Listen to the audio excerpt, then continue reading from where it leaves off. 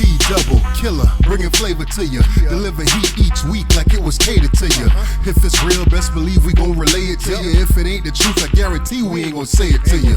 We use mics like girls use dildos. We gon' keep it coming till it's pouring out your ear holes. Orgasms, yeah, we been giving them. Them trash cans you listen to, get rid of them. Yeah, cause they don't sound like us. And if they do, then they don't break it down like us. They don't clown like us, get around like us. We from the city, but they don't go to town like us. The flavor we been kicking is what you been missing. Although it's free, we gon' make you pay attention. And there's one more thing that we forgot to mention. Go ahead and like, share, subscribe, and then listen. Bootleg Cable Podcast, flavor in your ear. Bootleg Cable Podcast. Yo, we back for another week. Last podcast of the year, episode number 105. I am P Double.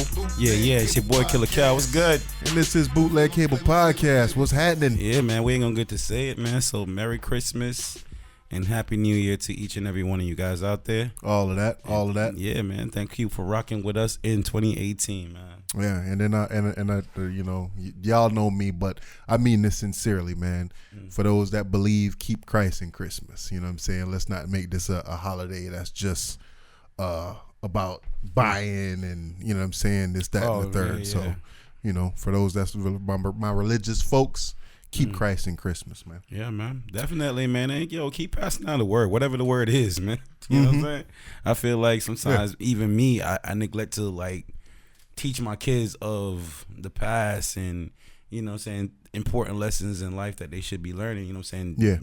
You know what I'm saying, based on history and shit. Yeah. Sometimes I'm letting the, you know what I'm saying, just being too present. I need to take some time to reflect with my kids sometimes, man. So definitely, man. Please do that, man. Yo, I was at work the other day and I had a patient. Yeah. And went to take x-rays on him. Dude ain't have no drawers on. Oh, shit. Dude went commando. You ever free ball, dude? I don't want to get personal. Around the house. Around the house I have. Around the house? But yeah, like, you know what I'm saying? Around the house. Is that like what kind of, I don't know, man, for you to go outside with no drawers on? Like, nah, I could get hit by a car anytime, man. I don't want to be caught in a situation where my pants got to come down. You know what I'm saying? Like that I don't know. Like I find that crazy. Like, it's been times where I've done it where, like, say, but why niggas keep afraid of their dick being out, man? You know what I'm saying? I don't know. I don't think I'm afraid of my dick being out. But at the same time, like, when you go to the gym and them old people shit be out, you be like, yo, put your dick back. Put that shit away, Grandpa. Put your dick away, man. Cut that out, Grandpa. Why, yo? You walking around with no care in the world, man. Like, I ain't want to turn around and see dick, man. Like, what the fuck? So I get it. That's probably why my dick wouldn't be out, because, you know what I mean, niggas might be offended my dick's out. But me personally. So you turn around and see dick.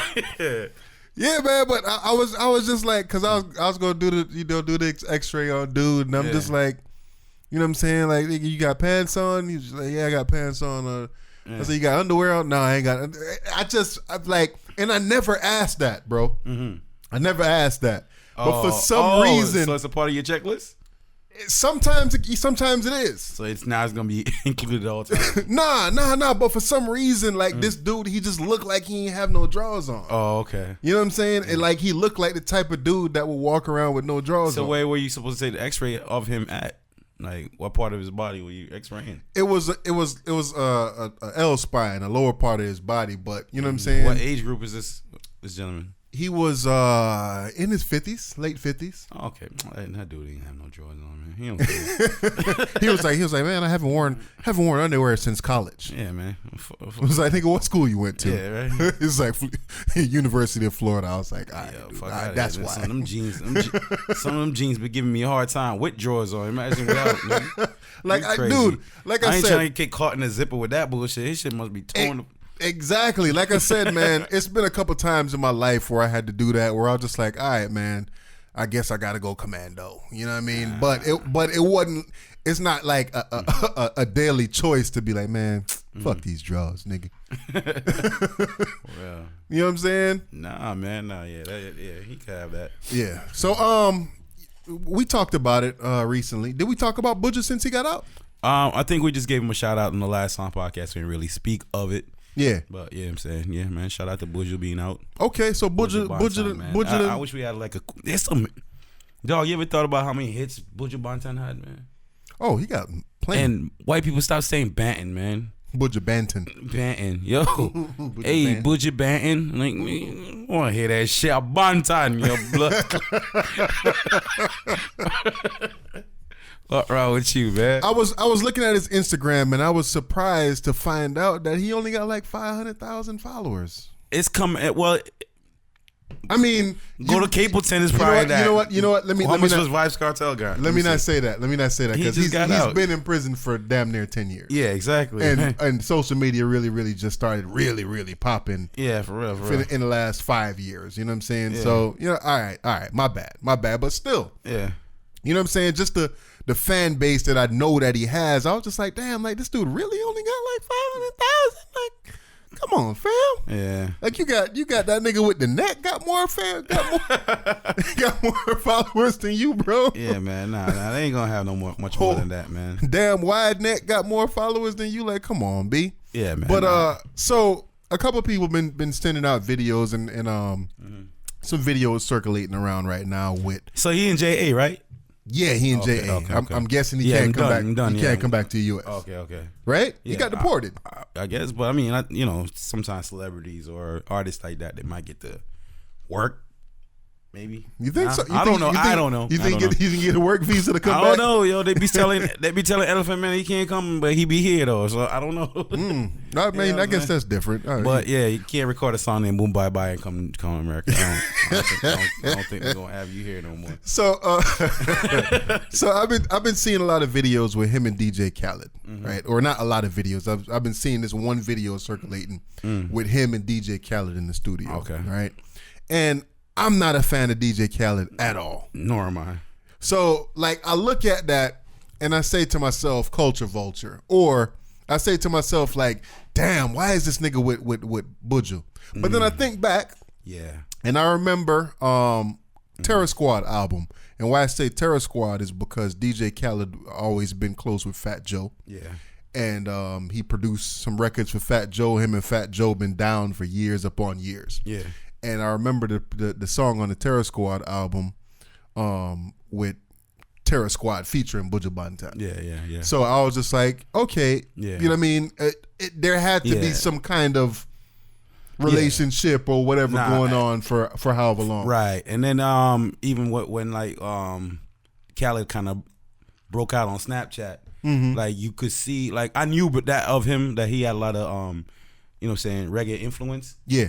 But on the Snapchat, like it's really highlighted. He tried to talk patois all the time. Like he sounded like he kick it with Jamaicans like all day. You know what I'm saying? Okay. So of course, yeah. Then he was in Shatas, right? Yeah. So yeah, that too. So it's like it's of course, yeah, it's a level of exploitation because you know what I'm saying, Buju home, like let him chill, let him find his groove. Yeah. Nah, like Khaled out here like, let me capitalize off of this, you know what I'm saying? Me shoot out there, but you know what I'm saying? Hey, it's a good look for hopefully whatever they're recording is fire and not, you know what I'm saying, top off the Maybach. I hope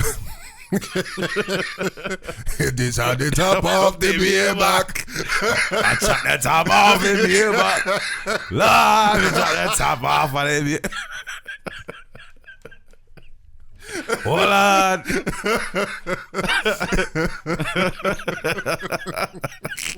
That'd be crazy if he pull some shit like that. But like I said, I'm just looking at it, and it's one thing that I definitely do not want to hear. I don't want to hear DJ Khaled screaming all over a Buju Banton track. Like, okay, if you producing a track, all right, fine, cool, produce that. It is what it is, or you EPing, whatever the case is, cool. No, I just don't want to hear you scream on it. You know, I don't want to hear your voice on it, Khaled. I don't want to hear your voice on that shit. Yeah, we the best. I'm from down here, Broward County. I heard, and I've been hearing you on the radio for years upon years before you blew up, talking about we the best. Yeah. Who? Listen, like who? We? Nah, dude, I don't want to hear you on there. Nah. And then followed by the raspiness of Buju. Like, nah, dude, but I'm not here for it. Speaking of him being on the radio, we need a. I feel like South Florida need a. I mean, we got Papa Keith, but I feel like we need more of a radio personality presence, man. I feel like if you listen to the radio, like 103.5 took over. You know what I'm saying, with the Breakfast Club and all that. Like, that's not our identity. Got you. You know what I'm saying? So we need our own. And you know what? It's funny. I was just about to say Ricky Smiley, but I forgot his shit is syndicated too. Yeah. Shit, man. We need to probably try to see if we can get in that spot, bro. Yeah, man. Hey, listen. Tune in. Advocate for Bootleg Cable Podcast to be on 99 Jams, 103.5, 102.3. Play my playlist, man. So speaking of playlists, man. Yeah. Playlists of 2018, man. Give me a rundown, Doug. Give me 5 songs that, if you're gonna be stuck on the island for at least a week. 5 songs stuck on the island for a week. You have to have it. From 2018. From 2018. One of my favorite songs from 2018 is by Nipsey Hussle, Blue Laces 2. Okay. It's like one of my favorite songs of the year. Yeah. A most recent song is the one with Pusha T and Swiss Beats. Okay. That one, what's the name of that song? He keep on saying Bodega Babies on the song, but I know it's not called Bodega Babies. Okay, that's another Pusha T. So you got on the Swiss. Okay, yeah. Yeah, so it's Nipsey Hussle, Pusha T, on the Swiss Beats joint. Yeah. It was one of the songs on the Kanye joint, dude. Yeah. I think it was the one with Kid Cudi. Okay. On Kanye's album. Okay, on Kanye's. Yeah. Oh, Kid Cudi was on one of the songs. I know which one you're talking about. Yeah, that's my joint. I can't remember the name though. Yeah. I know which one you're talking about though. Yeah. That's another favorite of mine from this year. Another favorite of mine is Mona Lisa off of the Apollo Brown and Joel Ortiz album. Oh, that Mona Lisa. That Mona Lisa. Fucking Kendrick. Wayne and Kendrick's Mona Lisa. Nah. Okay. So that one. When you say another one, let me. Yeah, your playlist is some deep cuts, my nigga. Like those some deep joints. Like so, those are the ones you can't.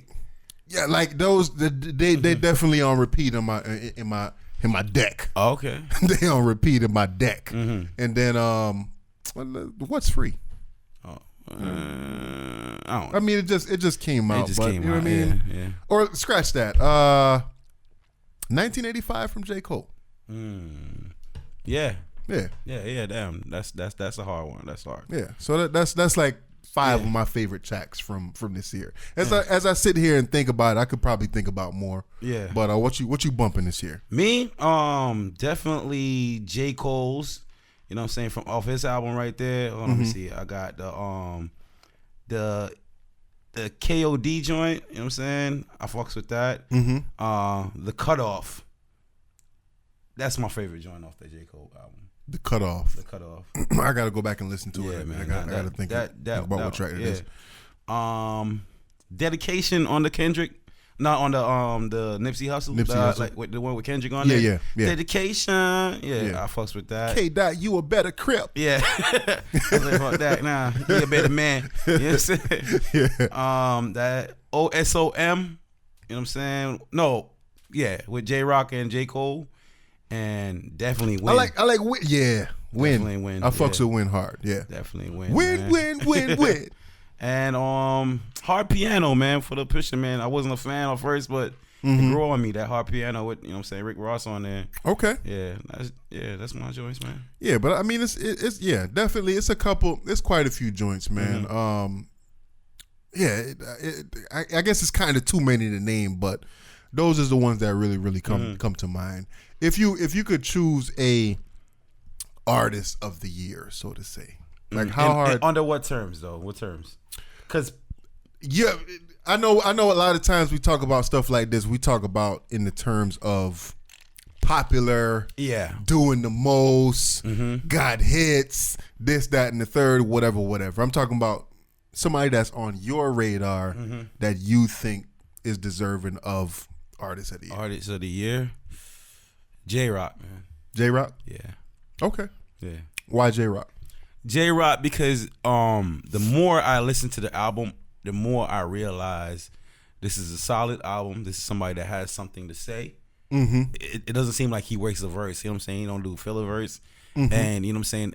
I see different depths of his artistry displayed on this that album right there, the Redemption album. Okay. So okay. Definitely somebody that, you know what I'm saying, I didn't think I would, you know what I mean? I'm looking forward to his next project. For me, I'd say Nipsey Hussle. Okay. Yeah. And I think he could have done more this year as far as probably getting on other people's songs, or you know what I'm saying, getting a little more visibility outside of his own work. But I think that him trying to promote the work that he's been promoting his album all year, leading up to the album. He was going hard with the promotion, dropping videos, X, Y, and Z, song after song, and even after the album dropped, doing touring and this, that, and the third, and always bringing it up. And even now, since it got Grammy nominated, I believe, for Album of the Year or Billboard Hip Hop Album of the Year, whatever. I think he's been really, really going hard in trying to show people what a great body of work that was. Yeah. So, you know, again, I think he could have done more as far as visibility, because not everybody knows who he is. So I don't want to, you know what I'm saying, just kind of choose somebody that's already out there. Like, you know, people say, oh, Drake, Artist of the Year, because he had hits and he had this and he had that and he's on everything, and you know, every fucking radio station, top 20, da da da da da. So who did? Outside of your personal favorite, who you think had the best year? Drake. Okay. Yeah. Well, I mean, and I guess in the company with that, I think Pusha T had an amazing year as well.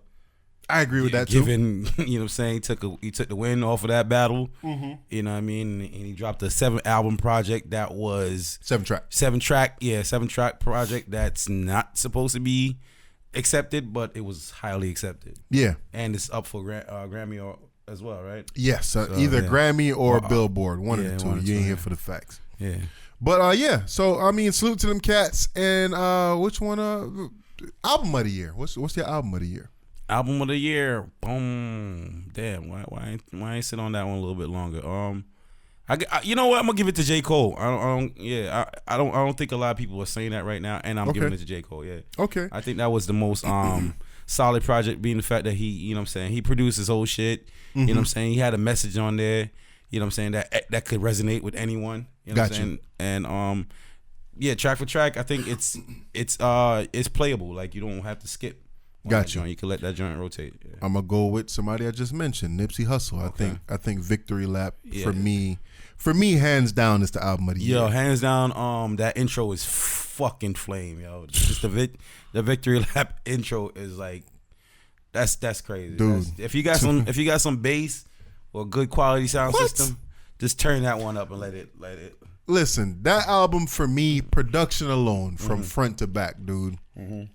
A1 production from front to back. Okay. I think that again, it's definitely, it has a West Coast sound. Yeah. And then in today's age where everything has more universal down south trap, so to say, that has that kind of bounce to it. I think that this one, it's a hip hop album with a West Coast sound. Okay. And I think that shit works. I think, you know what I'm saying, like you said, it's J. Cole album is cohesive. I think this one is cohesive in the same way, where pretty much he's just talking about struggles and hustling. You know what I'm saying? Different ways to make money. Talking about where he came from to where he is right now. Yeah. Telling stories. And a code. Like, he got a code. Yeah. Like, he got a code that he lived by, and then, you know what I'm saying, he don't really want, he just shows you how he doesn't break that for nobody. And you know what I mean? Yeah. Slapping niggas at the BET Awards. Right. And it's very good to have, well, it's refreshing to have an artist that could speak on the code that they live by. Definitely. You know what I'm saying? I don't think a lot of artists these days could articulate the codes that they live by. You know what I'm saying? Everybody's kind of on the drip wave or sauce wave, and gotcha. You know what I'm saying? They don't really speak on no codes, man. You know what I'm saying? Yeah. So definitely. And verse of the year. Verse of the year. Ooh. See, of course, and it's hard. It's hard. That's definitely a difficult thing to do, because even when I was like putting up, let's say that, and maybe people don't like this, but Nas versus Jay-Z. You know what I'm saying? Nas on the Echo.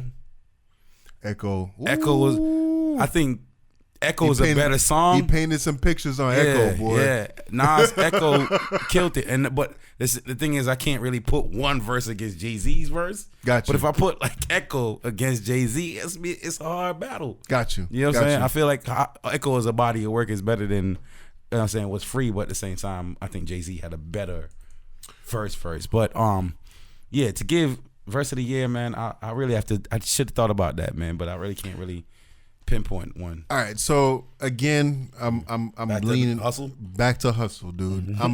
I'm leaning towards Blue Laces. Blue Laces, that third verse on Blue Laces, where he told a story about his homeboy getting shot. Mm-hmm. Like, dude, it's just something about that fucking verse, dude. Like, it's so vivid. Yeah. The beat is so fucking fire on that song, dude. Mm-hmm. And I'm kind of nominating that the best verse. Mm-hmm. But Nipsey ain't the best rapper though. Yeah. You know what I'm saying? I'm not gonna sit here and try to convince y'all, yo, Nipsey got bars and this nigga is like the best rapper. Nah, nigga. But like there's an honesty in Nipsey that you can fuck with. Yeah. You know what I'm saying? So that Blue Laces, that third verse, I mentioned the song earlier, Mona Lisa, Joel Ortiz. Like that song, it's basically one verse long. And on that verse, he was basically explaining what it's like to be in the zone writing a song. Yeah. And me as a writer, I really, really appreciated that shit. Oh. Like he was just talking about what I guess the hook goes, he said something like all I see is sounds and all I hear is colors. Mm-hmm. And he was just describing what it's like to just fucking just be there and just be like, yo, this shit is like, this shit is fire, bro. Nobody can tell you that this shit ain't fire. And he was just explaining that feeling. And Pusha T's second verse on Cold Blooded. I think that's the name of the song, the Pusha T song, Cold Blooded. Okay. His second verse on that shit, fucking fire, dude. I mean, like I said, out of all of those three, the one I go back to the most is Nipsey Hussle, Blue Laces 2, the third verse on that shit. Okay. So for me, that's verse of the year. Even though when we spoke about the Nipsey, the Meek Mill joint, we spoke about the Jay-Z and all of that. Who gave the year to? Female wise? Is it Cardi or is it Nicki? Oh, Cardi gotta get it. Cardi gotta get it. Even though she ain't right and we don't care. Even though she ain't right and we don't care. She's on everything. Yeah. She everywhere. She a good brand to push, I feel. Yeah. You know what I'm saying? She seemed a little bit more authentic. She seemed a little bit more down to earth than Nicki is. I think she speaks to the inner ratchet in all females. I agree. She speaks to the inner ratchet of all females, and that's why they fuck with her so hard. I'm seeing females that shouldn't be fucking with Cardi B fuck with Cardi B. You know what I'm saying? The only thing, did you see the other day when or was it yesterday? When I guess Offset rushed the stage. You know what I'm saying? With I Take You Back, Cardi B. Yeah. Yo, bruh. Exactly. Yeah. My man, like, when did you remember when the terms of endearments were, you know what I'm saying, the neutral gender terms of endearment? Baby. Yeah. Boo. Yeah. Now it's bruh. He said that did he say bruh? He said, I want you back, bruh. Yo, you gotta pull that up just so. Cause if y'all somebody gotta hear it too, bro. And that's not. I heard him say, but it's not the first time I've heard a nigga refer to his chick.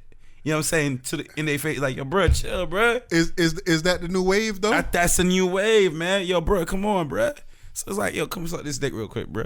Like, imagine, yo, bro, take your clothes off, bro. What you,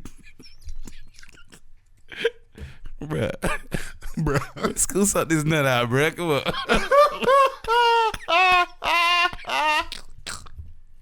Yo, y'all pause me if you want, but you go ask these just, man. Listen to them talk. That's what they saying to each other, man. Niggas too cool to say babe, they gonna say bruh. Niggas say suck this nut out, bruh. Bruh, you gonna bro, what you dick, doing, bruh? Bruh, take them jaws off, bruh.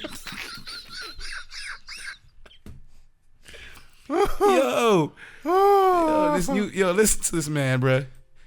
I don't even want to call you that no more. Hold on. Man, this shit ain't working. I don't know. Y'all, I could be trying to sit here and fumble around. Yeah, man. He said it, bro. He said it. That shit, bro. You said that, bro. He said that, bro. And I'm like, yo, when did this happen, man? This didn't happen. But like I said, it's not the first time I've heard it. Like I've heard other young dudes You know what I'm saying? To their woman. Or refer to their woman like, yo, bro, what are you doing? Like, bro, what's up, bro? You bro, you ready to eat or what? Like, does that goes into gender neutrality? I think so, man. So is that kind of subliminally where we just like, yo, it's not a female male thing. Nah, it's an expression. Bruh is just an expression. Like, I'm not talking to a dude when I say bruh. Yeah, just that's what it is. Bruh. Because the funny thing is that my kids say that shit, dude. Bruh, all the time. Right. Insist. So you got girls talking to dudes with the bruh. Yeah. You got girls talking to girls like bruh. So now it's like, yo, well, for me, I'm like, I grew up bruh differently. You know what I'm saying? Like, one of my mans used to always say bruh all the time. So we started calling bruh man. Like, yo, bruh man, like, what's up, bruh man? Yeah, right up, bruh. Like, so, you know what I mean? To hear somebody call their female bruh, and then I'm thinking about, and then, you know what I'm saying? Niggas like, yo, bruh, give me a kiss, bruh.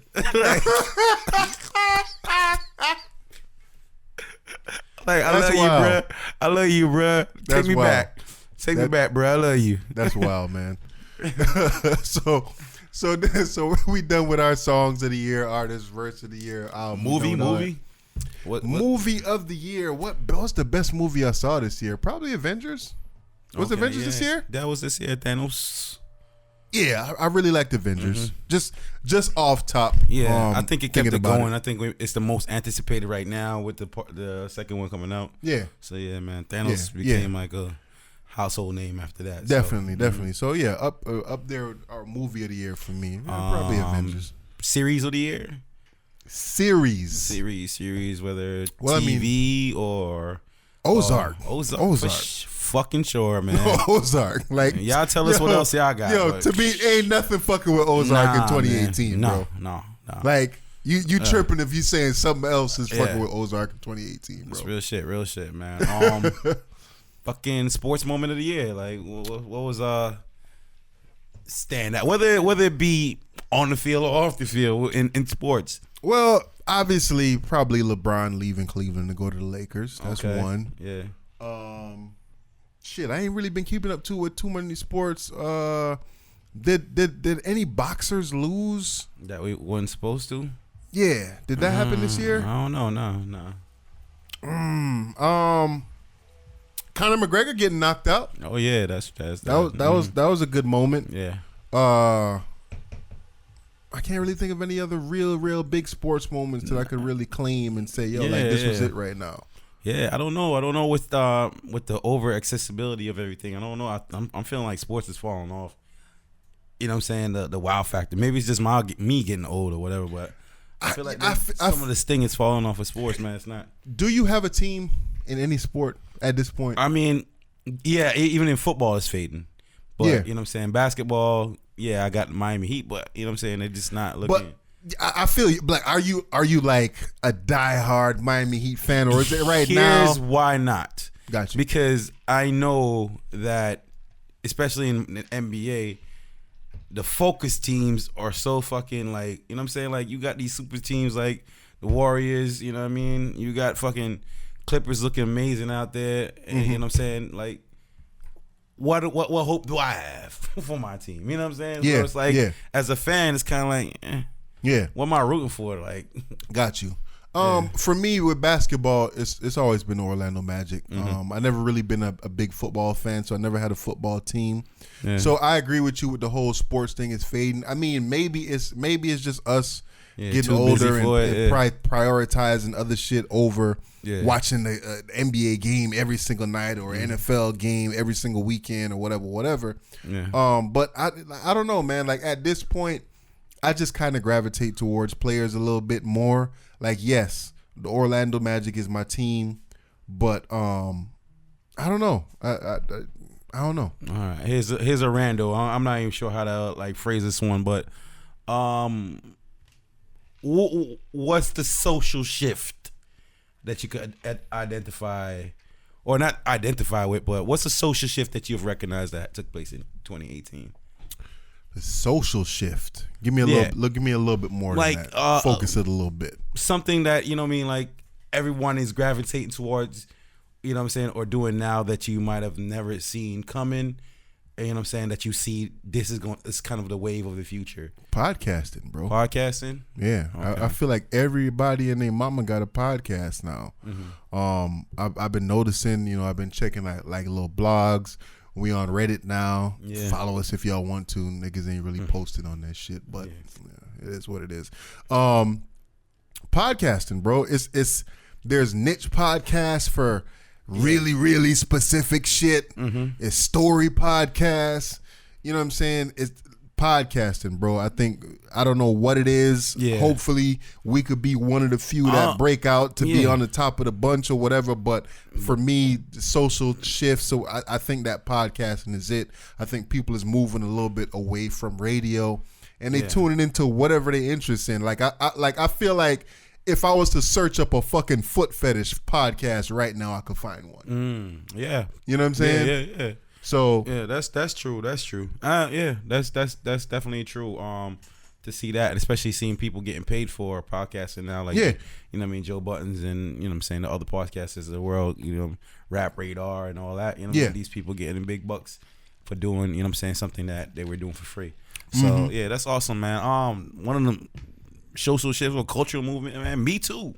Damn it, man. Like, yo, like I went to a party last night. I'm not gonna say nothing about the party. Too much. But at the same time, like I feel like if you even listen the music of now, they can't even did that, yes, but without saying up too much, man, it's more so like for the older cats, you can have more fun than the younger cats can, because these younger cats, they're scared to engage, man. And I think because of all these, you know what I'm saying, what's right, what's wrong, got you, what to do, what not to do, niggas is shook. Niggas is shook out here, man. And I think there's a difference, man. That's why niggas calling females bruh, like bruh. You good with that, bruh? You give me a number, bruh? Yeah, what's up, bruh? Come on, bruh. Yeah. Bruh. Like I could talk. Hey, bruh, come dance with me, bruh. That's how I talk straight up, bruh. Like that's me, bruh. All day. Come on, bruh. Yeah. You know what it is, bruh. You know I've been digging you, bruh. Had my eyes on you, bruh. That shit is wild, bruh. That shit is wild, bro. That shit is wild. Speaking of that, did you see what it was, the first openly transgender Miss Universe? Oh man. It was like Miss Columbia or some shit like that. So transmen. Transmen that took over the universe. Hey yo, I like, it's so easy to make fun of them, though, dude. It is, and you know what I mean. And I mean, sorry to cut you off. Yeah, I don't want to be insensitive, but it's like I gotta say how I feel about this shit. You know what I'm saying? Yeah. And again, like we spoke about it before, and it's just the forcing of the shit down our throats. Pause. How about this? Exactly. Pause that. Yeah. But just think about it like this. So what if this person was transgender? Why do you have to tell me that that's what's going on? Or should I know that's what's going on? Because they're saying that this is the first openly. So it's possible, right? Possible. It's possible that we done looked at another Miss Universe or whatever pageant, and we saw a chick that was a dude born, you know what I'm saying, and whatever. But why even tell me? Hey, why even why let me know in this instance specifically? Yeah. Why does it matter to me that there's transgender Mrs. Columbia or Mrs. whoever or Mr. whatever, you know what I mean? Whatever the Why? I mean, we know why, bro. That's what run the world, bro, and that's where they trying to get it to. You know what I'm saying? They trying to make the world look like them. You know what I'm saying? Make the world feel like them. You know God damn. So, hey, that's what it is, man. I mean, right or wrong, I don't know. Well, I mean, we're not here to say that. We're not here to say that. Yeah, right, I don't know. I just know this. I just know this, like the vanity is a. You know what I'm saying, I'm not cool. You know what I'm saying. I'm not trying to punch the Bible thing on nobody, but if you look at just take vanity. You know what I'm saying, in a sense, just the love. You know what I'm saying, of yourself and beauty and all that shit, and you know what I'm saying. Look at social media. Look at everything. Look at what people gravitate towards. Look at what people try to get love for, likes for, and all that. And it's getting to a disgusting level. You know what I'm saying? It's getting to a shameful level what people do for attention. And as long as we keep giving attention to that, there's no limits to the lows. People will go for that attention. So therefore, you see shit like that. And I think that's all, you know what I'm saying, birthed of that. You feel me? So that's why I can't really respect that. You know what I mean? Like, cool, you want to dress like a female, whatever. But hey, to me, it's like, hey, you're being insensitive, brother. Yeah, stop with the insensitivity.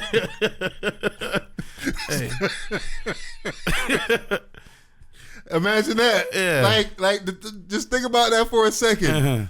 You just giving your opinion, bro. Somebody look at that and they're being sensitive towards who? My nigga, like them, bro. But that's next thing too, bro. All like, of them, bro. Like all of them bumbuckle. Yo, I'm not. Yo, here's what I wouldn't do, and here's what I would encourage nobody to do. If you see him in the streets, do not approach. Do not say nothing. It's like it's a stray dog. Yeah. Just hold your hands up. It's like, yo. You know what I'm saying? Get your dog, dog. Hey, it's like that. Yeah, man. Like, yo, I ain't got nothing to say. Hey. It's like when you see a midget, man, you gotta hit your kiss. Don't look, don't stare. Do not stare. That's not polite. It's like, don't be frightened. Don't be like, hey, but yeah, I know what you are. So, to use, go ahead and do you. Yeah. But don't now try to bring me not trying to fuck with you into my space. Yeah. Cause I wasn't fucking with you. Yeah. Like, you know what I'm saying? I'm letting you do you. Yeah. But don't fuck. So, you know what I'm saying? I'm letting me do me on my computer. I'm not trying to look for that. But y'all trying to put them on the Miss America pageant. All right, well, fuck. And you got to point it out. Or Miss Universe. It's Miss Universe, bruh. Not trans universe. Not trans universe. Like, all right, but I be having too much opinions about this, man. Let's go. On to the next thing, man. Where are we going with that? I don't know, man. Why we always get there when we talk about some shit? Oh, homophobic ass motherfuckers, man. All right, so let's kind of heterophobic. Let's kind of keep on that trajectory, right? Genderless Santa. This came up recently in some poll that went around the internet, right? And I read different stories about it, and one of them kind of really enlightened me to let me know that this poll was basically bullshit because the poll, it introduced certain language that you wouldn't necessarily think about. So if you have a poll and they say, if the question is, what would you want Santa to be? Or, you know what I mean? Like, leave it open-ended and then kind of poll the responses that way. But it was just kind of like, okay, male, female, gender neutral. Like, they gave you, that was one of the options. 70% of people said male. Another damn near 10% said female. And then it was like another, however many percent said gender neutral. So a lot of people just kind of like, yo, like, what? Like, is this where we going and whatever? This poll was done by some kind of graphic design company. So I don't know if they were trying to design a Santa or some shit like that or whatever they was trying to do. But this kind of brings me back when I think about this situation. This kind of brings me back to I think it was the chick that was on Fox News, Megan, whatever her name is, or whatever her name is. She had gotten in trouble recently, for some shit that she had said. What's her name? Megan Kelly. Megan Kelly. So when she said Jesus is white, Santa's a white man. Get over it. You know what I'm saying? Like, I feel like I agree with her on there. Santa's a white man. Whether we like it or not, Santa Claus is a fat white dude. That's what he is. You know what? Let's not try to change him. I know we come into some households. You know, you got the black Santa. I say let's change him. And you say let's change him? I say let's change him, man. I say like a lot of these traditions that where the fuck they came from. Let's make some new ones. You know what I'm saying? It don't gotta be a Santa any fucking more. Let's get somebody to take over Santa. Exactly. But let's not switch up him.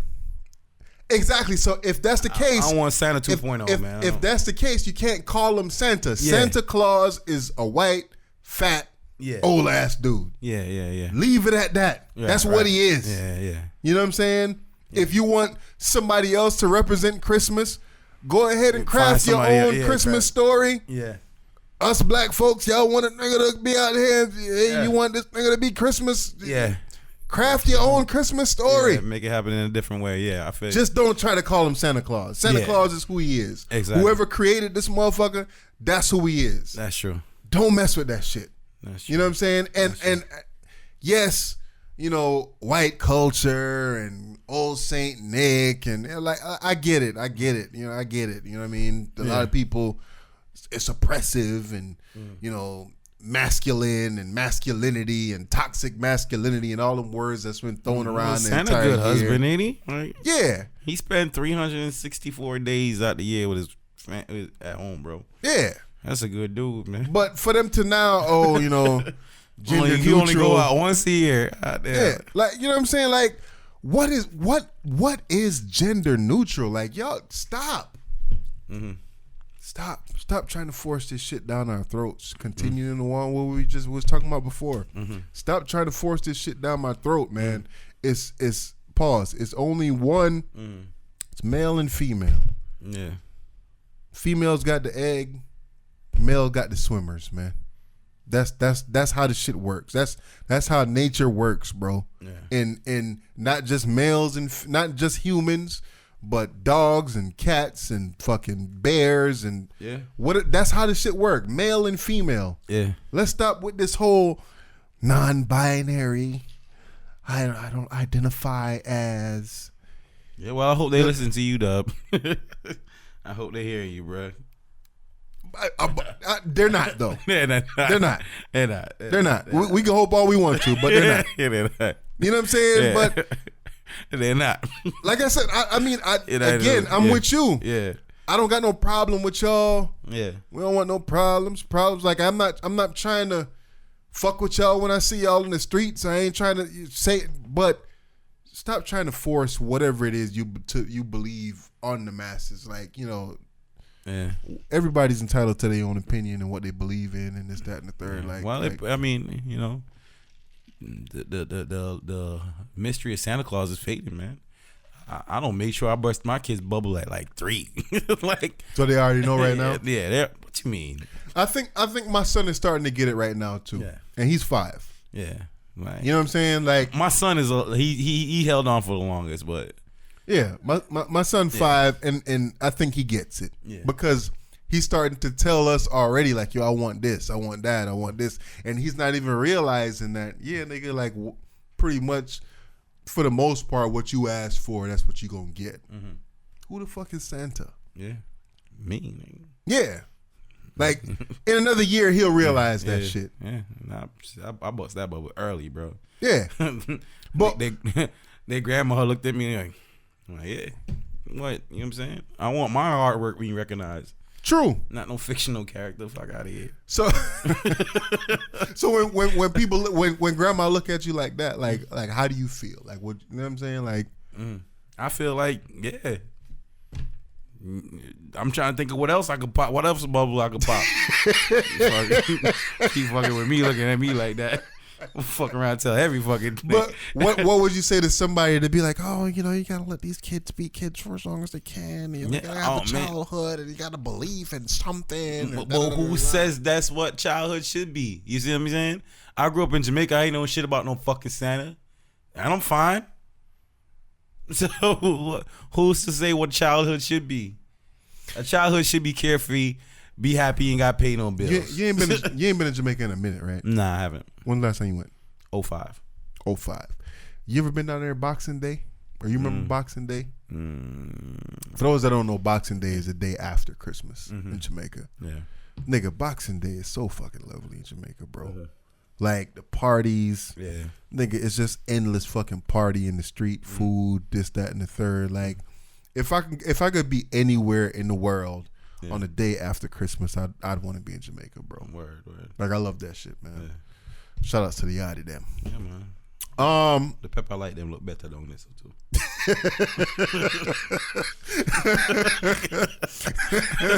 I know we kind of skipped over it because you had made the video this past week about the whole Kodak Black situation. Yeah. And him getting on the since we here, yeah, we can kind of bounce ideas or bounce thoughts off of each other or whatever. Yeah. I'm on the fuck Ebo train from what he said in that interview. Yeah, how he started it. How he started it. He started off immediately talking about the whole sexual allegations or whatever. He started off immediately saying, I'm not really into this shit. And left it at that. Like, you know what I'm saying? Like, okay, yeah, we got Kodak Black, you know what I'm saying? Well, first off, I'm not really into this shit. And then he proceeds to do the interview. Yeah. So he already let y'all know what the energy was. Yeah. So he already, you know what I'm saying, established that, fuck Kodak. In my eyes is what he was saying. Yeah, and I feel like Kodak felt that in the beginning, and he hit that shit with the Heisman at first. Like, all right. You know what I'm saying? Yeah. Please. Well, I'm here, nigga. Yeah. You know what I'm saying? Yeah. And then kind of continued on with the interview. And then Ebro found, I just felt like it was a bitch nigga way of bringing up the shit that he brought up. You know what I'm saying? Yeah. It came out of nowhere. Like, I just think that there was different ways you could have brought that up to make it not sound. Why does it need to be brought up? Who was talking about it? Not that it needed to be brought up. I guess when we talking about journalism. Let's talk about journalism. Okay. Why in journalism would that need to be brought up? Because it's on people's minds. And remember, we in the Me Too era. Okay. So this is one of them things where this is the accusations that's against you. You got to answer to these accusations.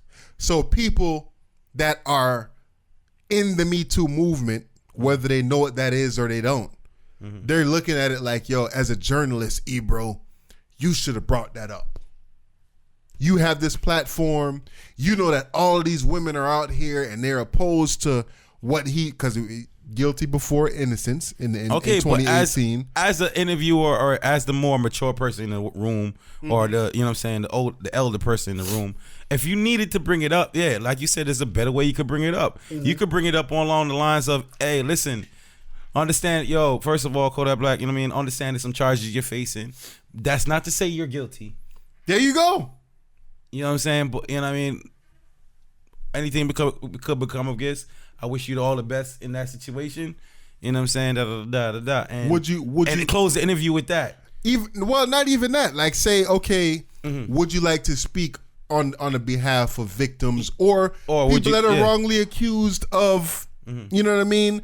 I don't know your situation. Right, yeah. I don't know what's going on with you, but there's been instances in the past where people have been wrongly accused. What are your thoughts on that? Right. Or what are your thoughts on sexual violence or whatever? Instead, he wanted to create the vibe, tried to boss up. Yeah, you're guilty vibe. Like, yes. You know what I'm saying? Like, he threw that on him off rip. And based on Kodak's fucking reaction, I think he guilty as fuck too, but that ain't even what to say after that shit. That nigga whole mood change. Nigga head started tilted to the side. It was like that nigga started thinking about the cell. Like I saw the Florida in them come out. Yeah. And some of y'all fuck niggas, y'all fuck niggas don't come up here talking about this fuck shit, dog. Hey. Talking about this old fuck shit, dog. Like, nigga, I ain't finna talk to you about this fuck shit. Fuck ass nigga. Anytime niggas get guilty as fuck, they get mad at them. Yeah. Yeah, that nigga head tilted to the side. I was like, oh shit. But that Pompano about to come out right now. And then that New York came out of Ebro. Because I used to live in New York, now I live in Florida. So I know how both moved. So you mad, bro? That was that question he asked. And that's a jab. Of course. That's yo, you look a little upset, man. Speak on it. Challenge me, man. Why you mad, bro? Why you mad, man? yeah. Mad because we're styling on you, huh? Like, yo. But listen, let me take that back, man. Yo, shout out to Kodak Black, man. Yo, yeah. You know what I'm saying? I like to see, you know what I mean, Pompano, Florida coming up like that. Somebody we, you know what I mean? We don't know, but I could identify with the dude in the, you know what I'm saying, the Florida sense. You know what? All for the whole Ebro shit, like, you know what I could respect Kodak for is, and there's been artists before him out of Broward County, Ace Hood, that didn't rap the way that Kodak rap, man. Right? Nah, listen to the album, bro. Ugly Corner. I'm like, damn, I know the Ugly Corner. You know what I'm saying? Nigga said it about 1,000,000 times. Right? Yeah. So one of the things that I saw recently was he was standing somewhere. I don't know if they was doing an interview. They was trying to talk to him or whatever. And he said they asked him something about the Miami Heat, and he was just like, "Bruh." He's like, I'm from Broward County, dog. Like, what you talking about? Miami Heat, yeah. You know what I'm saying? What you talking about? I'm from Broward County. Yeah. And he said it just like that. Yeah. And I really, like, I feel like us in Broward, not to say that, you know what I mean, we need to be against Miami-Dade or whatever. But for a long time, it's a different vibe. It is. And for a long time, people automatically associated that, okay, if you from South Florida, you from Miami. And just like West Palm niggas is different. Exactly. Yeah. Exactly. West Palm niggas is different, bro. So it's like, exactly. Duval niggas. Yeah, you know what I'm saying? Yeah, they different, yeah. You know what I mean? Like I feel like people need to get that distinction that it's different. Yeah. Like, just because we say South Florida, it ain't got to be Miami. Yeah. You know what I'm saying? Yeah. Like, yo, Broward, we here. Yeah. And I respect the fact that he's repping it like that, unapologetically. And then also, you know what I'm saying, he representing the Zoes, man. Put them Haitians on the map, man. Yeah, definitely, man. Definitely. You know what I'm saying? You could tell like he's not comfortable smiling in public, though. This nigga here, like, anytime somebody tells a joke or something, he can. I think it depends on who he's around, because you can see the difference. You can see the difference in the Ebro interview. Yeah, and then on in the Breakfast Club. But even on the Breakfast Club interview, like, he'll laugh for a split second and cut the laugh off. And I think that's what fuck with like Charlamagne a couple times. Like, Charlamagne, then he'll just laugh because he's like, yo, you're being mad awkward, because, you know what I'm saying? Yeah. Sometimes it's like, it should be a rolling laugh. This nigga do a LOL. It should be a period.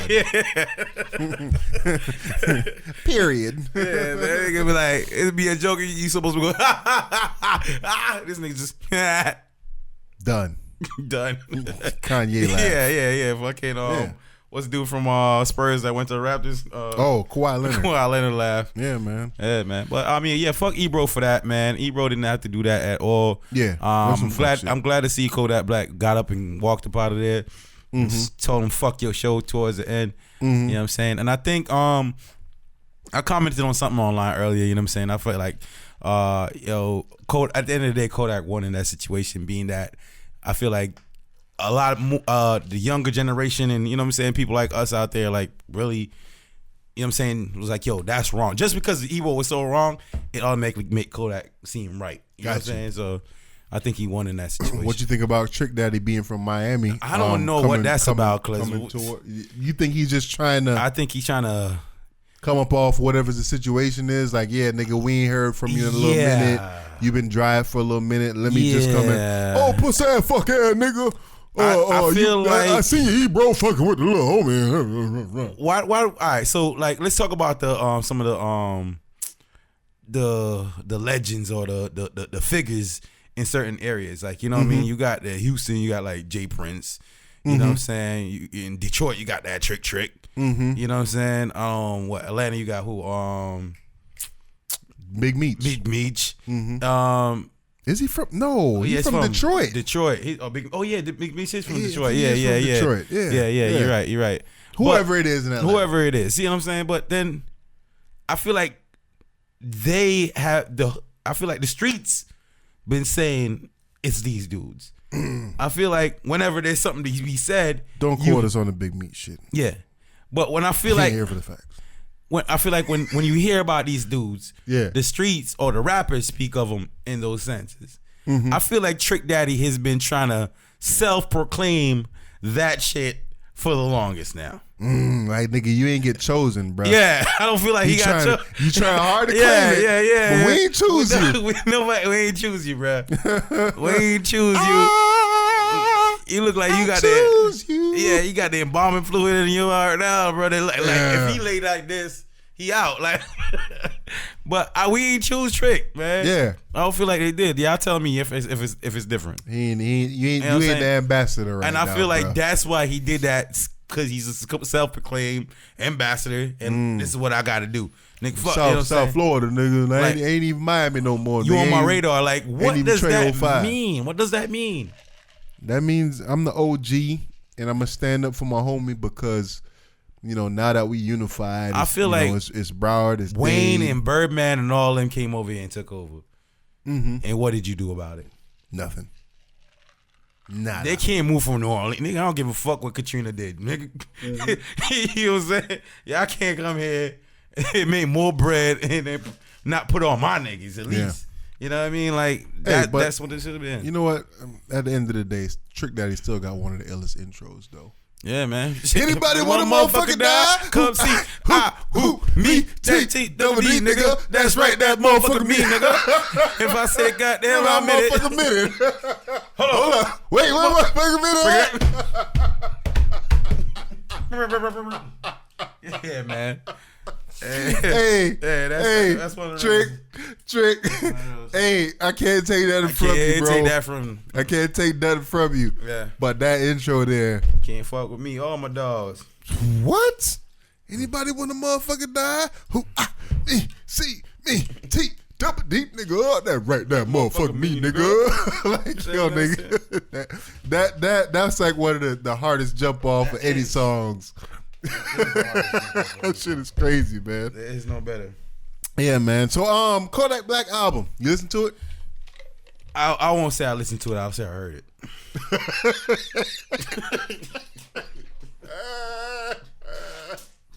Why are you laughing, bro? Man, say listen to it. I heard it. I heard it, but I'm gonna tell you why. Though. It's not because of no hate, though. Okay. It's not because of no hate. Let me get that. I feel like I mean, you could probably give me more insight on the album that I could give anybody else out there. Mm-hmm. I feel like what I heard good production versus the last album of his. I heard good production on this. I felt like there's a clarity to it, you know what I'm saying? But at the same time, like, I'm an older cat. You know what I'm saying? So for Kodak, I feel like he's dropping a lot of jewels, but those jewels are not meant for me. So I have to step aside and let some young cats listen to that, man, because it's not for me, man. Like, you ain't talking to me. You ain't talking about nothing I ain't lived. You ain't talking about nothing I ain't seen. You ain't talking about nothing I can't identify with. Like, you know what I'm saying? So that's why I say it's not for me. All right. Excuse me if I start sneezing. But shout out to, you know what I'm saying, young Kodak Broward. Damn, talk a little bit. Yeah, shout out to Broward. I feel like I'm about to go on a fucking. Like I said, I love seeing the take a sip of something, bro. I feel like, you know what I'm saying, seeing the young boy talking about, like, you know what I'm saying. I feel like I know Jack Boy now. You know what I mean? Yeah, Jack Boy got mentioned by about 6-7 times. 6-11 times. Yeah. You can say, I wish you was my brother. Yeah, whose nigga snitched on Jack Boy, man? Fuck that. Can't believe he did it. Like, yeah, man. Woo! You know what? Yeah. Damn, man, I'm fucking sneezing and shit, man. Yeah. I think he came with a dope ass album. Yeah.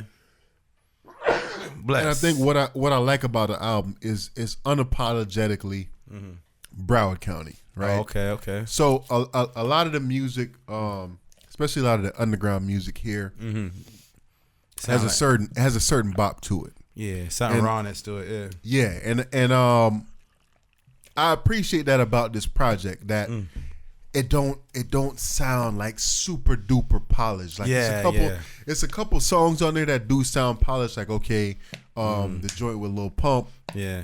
You know what I'm saying? Gnarly. Like I knew that was a fucking First of single. all, my nigga, you 21, nigga. Like, yo, It's she kinda on shitty Molly, and you want to say Alice? I just popped Cialis. She just She vibes on with Molly. Molly.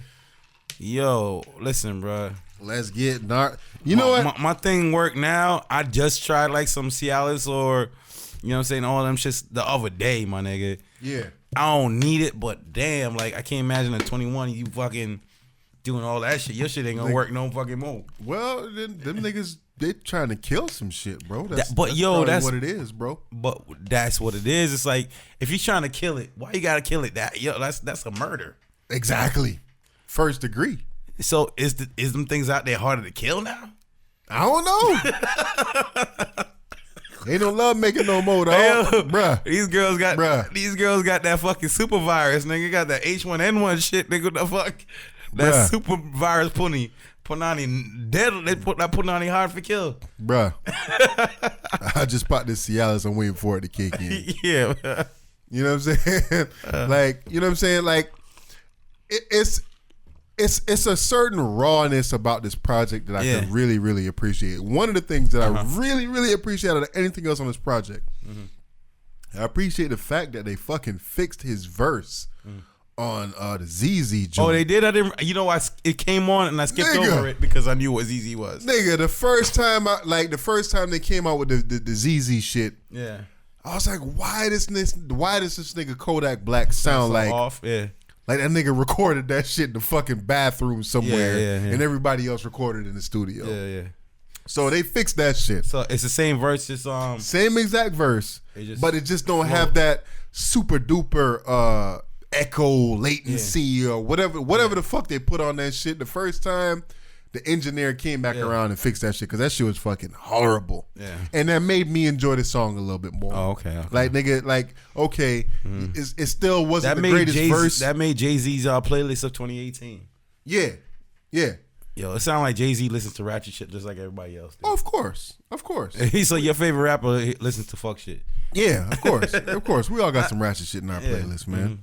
So, not to get into specific songs or whatever, but I think it's certain songs. It's like two or three songs on there that has like a specific Broward County, Florida vibe, where it's just like, yo, if you're not from here, you can't appreciate that bop. Yeah, that's on that song. I appreciate the honesty on it. Yeah, that's a lot of honesty. That much, man. I appreciate him opening up with like, almost like because I seen on the Breakfast Club interview and he really shouted out like, you know what I'm saying, some of the legends that he's trying to be like out there, and you know what I mean, DMX was one of them. So, you know what I mean, opening up the album with a song that's, you know what I'm saying, mostly about something spiritual. You know what I'm saying? Yo, it's, you know what I'm saying, God want me to be here, and you know what I'm saying, being really spiritual about it. Like, you know what I'm saying, I feel like that was a good thing to do, you know what I'm saying, set the tone for the rest of the album. You know what I'm saying, set the vibe that he's on. So I thought that was a good thing. And the Malcolm XXX joint, yeah, man. I mean, when he's asked of Triple X, he does in interviews. He doesn't really get into depth that if they were friends or not. He just kind of say like, yo, you from where I'm from, but not really from where I'm from. Yeah, you know what I'm saying. But you know what I mean. But it seemed like he had a lot to say about, you know what I'm saying, Triple X. Said he saw his mom's, and she's beautiful. But he kind of was like, yo, I mean, Triple X got killed, you know what I'm saying, because he had that burn on him. Kind of. Yeah. Well, who else said that shit? He had a pipe on him. Who else said that? Santana. Joel Santana, yeah. He said he got killed because he had a burn on him. And, I was like, damn, man, don't do that. You know what I'm saying? But, hey. I think Testimony was the right song to jump the project off with. And I had heard some of it. He was on Instagram. He was like, what he said? Oh fuck, I forgot the words to the shit. But it was like a certain pocket that he had got into when he was like something about killed a nigga and washed off with the bleach. Bleach. Yeah. I'm on Instagram showing off my VVs. Yeah. Like it was like a little pocket that he had got into on that shit. Yeah, he had a good wave on that joint. Right? Yeah. So that one, ZZ, like I said, I'm glad they did that shit. Mosh Pit, I think that was a dope joint with the dude. I'm kind of mad though. I thought Fly was his though. What? Fly with Gucci. That's Gucci's. I don't know. Well, I thought that was Kodak Black. I thought it was gonna be Kodak Black's, yo. Oh, I don't think I heard that song. You ain't never heard Kodak Black? Or I might have. Gucci Man and what's his fucking name, man? I'm drank to Yeah. Watch me fly. Yeah. That was Gucci's song? Yeah. I don't know whose song it is. I can't tell nowadays with these cats, man. Yeah, that was. I guess that's Gucci. Gucci just dropped an album too. Yeah, he did. I ain't get a chance to check it out yet. But Testimony is definitely one of the strong joints on there. This Forever, where he talking about thugging, like, nigga, this me. I'm thugging forever. It is what it is. And he come across that in the interviews. Identity theft, nigga talking about going back to, you know what I'm saying, if the rap shit don't work, nigga going back to credit card fraud and this, that, and the third. Gnarly, you know what I'm saying? I saw the video for it. I like the video. They could have did some better shit with the video. I don't really want to get into that. ZZ, one of the hottest fucking beats of the year. Take One, I like that. Solid joint. Mosh Pit, that's the one with fucking Juice WRLD. I thought that was a solid track. Transgression, it's not coming to my mind right now. Malcolm XXX, Calling My Spirit, I think that's one of my favorite songs on the album. Close to the Grave, If I'm Lying, I'm Flying. Like I think this is a really, really good project, bro. Yeah. And you know what I'm saying? I hated on them in the past, and I think that Kodak? Yeah. No, I don't think you did, man. I mean, it's easy to speak on these cats, these younger generation, but I think you were one of the first persons I heard say something like really super positive about him. Like, yo, this kid has the ability to transform into like the next Lil Wayne. You know what I'm saying? From starting off from the base level and then eventually, you know what I'm saying? I think highly regarded. And I seen him getting on the highly regarded level, you know what I'm saying? People respect his rapping capabilities, his lyricism, and I feel like the ignorance level is kind of on the level of Boosie. You know what I'm saying? So, I think when he came out with the Painted Pictures album, I saw some of that in the Painted Pictures album, right? And I was just like, okay, it's there. And then even before that, when he first came out, you could tell lyrically it was there. But then he just decided to do this fucking doped out, leaned up bullshit. And I was just like, yo, like, why is he riding this fucking wave? Like, yo, nigga, rep the county, rep South Florida, rep Broward County, this, that, and the third. Like, do that shit and do it right. And I feel like he did it right on this project, man. So not to sit here and talk for hours about fucking Kodak Black, but I think it's a good project. I mean, especially coming from, like I said, man, we from here. We see these cats. Yeah. We see these kids, man. To see one of them make it, you know what I'm saying, on this level, it's a huge deal. I'm not gonna lie to you. It's definitely a huge deal. And I understand there's a lot of pressure that come with that, man.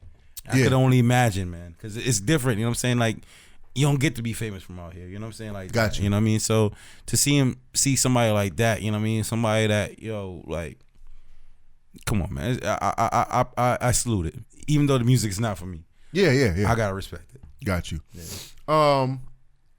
Cyntoia Brown came in the news again recently, and we spoke about her before. For those that don't know, Cyntoia Brown is a woman that at 16 years of age, she committed a murder. And she was sex trafficked, so to say. She had a pimp. She was forced into the sex trade. She was raped, beaten, all kind of stuff like that. According to her, though, right? According to her.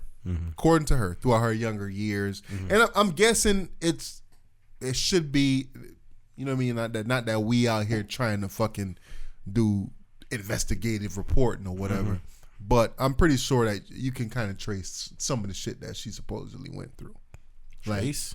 Yeah, by her pimp's name, or you know what I'm saying, maybe clients, because she, if I remember the documentary correctly that I watched, she wrote down all of the names of the dudes that she had sex with or some shit like that. And you know what I'm saying, like, I don't think that she's just out here making up a fucking story, right? So she basically she got convicted of murder, first degree murder, for shooting one of her Johns in the back of the head while a nigga was sleeping. Her claim was that she thought that he was gonna go for a gun and try to kill her or whatever. So she killed him first, and I guess they either took his money or took his truck and sped off, or whatever the case is. Then obviously, you know, she's been in prison now, I think since 2004, if I'm not mistaken. Yeah. She's been in prison now since 2004. This one she was 16. Now she's a 30-year-old woman. Recently, her story came back up because I guess she went before the Tennessee Board of Paroles, or whatever you want to call them, and Tennessee law is, if you're convicted of first degree murder, you have to serve 51 years first before you're eligible for any kind of parole. Wow. So then, and even then, it doesn't guarantee that, okay, you're going to get out, because she got a life sentence. So since she has gotten convicted, right, laws in Tennessee have changed so that young women in her situation, if you're under the age of 18, you can't be charged with prostitution or something like that, something to that effect. Yeah. But the laws have changed since she got locked up. So thinking that this was going to help her, thinking that her story getting out there was going to help her, and the Tennessee Board of Paroles are going to give her leniency, or the judge is going to grant her clemency, whatever. She's stuck in prison right now still, and she's not eligible for parole until she's damn near 60-something years old. Okay. How do we feel about that shit? How do you feel?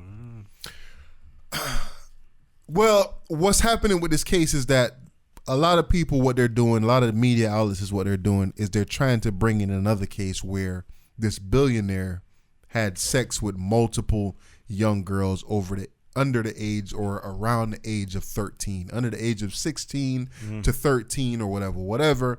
This dude was a billionaire. It's proven that he did this shit, found guilty, X, Y, and Z. Somehow, some way, he came up with some kind of plea deal or whatever, and he only got like 3 years in prison. So this dude is one of the perpetrators that's abusing one of these young women, and this young woman here is one of the few that, I guess, fought back, so to say. Right. So that's kind of touching on a lot of people's hearts. Like, yo, she's in a bad situation. Her and a lot of thousands of other young women across the country are in a bad situation because they're underage. They're being forced into prostitution. You know what I'm saying? Yeah. Sex trafficking is one of the number one crimes in the United States. Blah, blah, blah, blah. Liam Neeson didn't come get her. Nah. She wasn't on the list. Her daddy didn't have a certain set of skill set that makes him dangerous to pick particular people at all. Exactly. Oh man. Exactly. He ain't save her. He ain't save her before she got them shots in the arm and shit like that. Yeah. Nah. So she had to go through it. She had to go through it. All right. Okay. Free my dog. Oh man. Free my dog.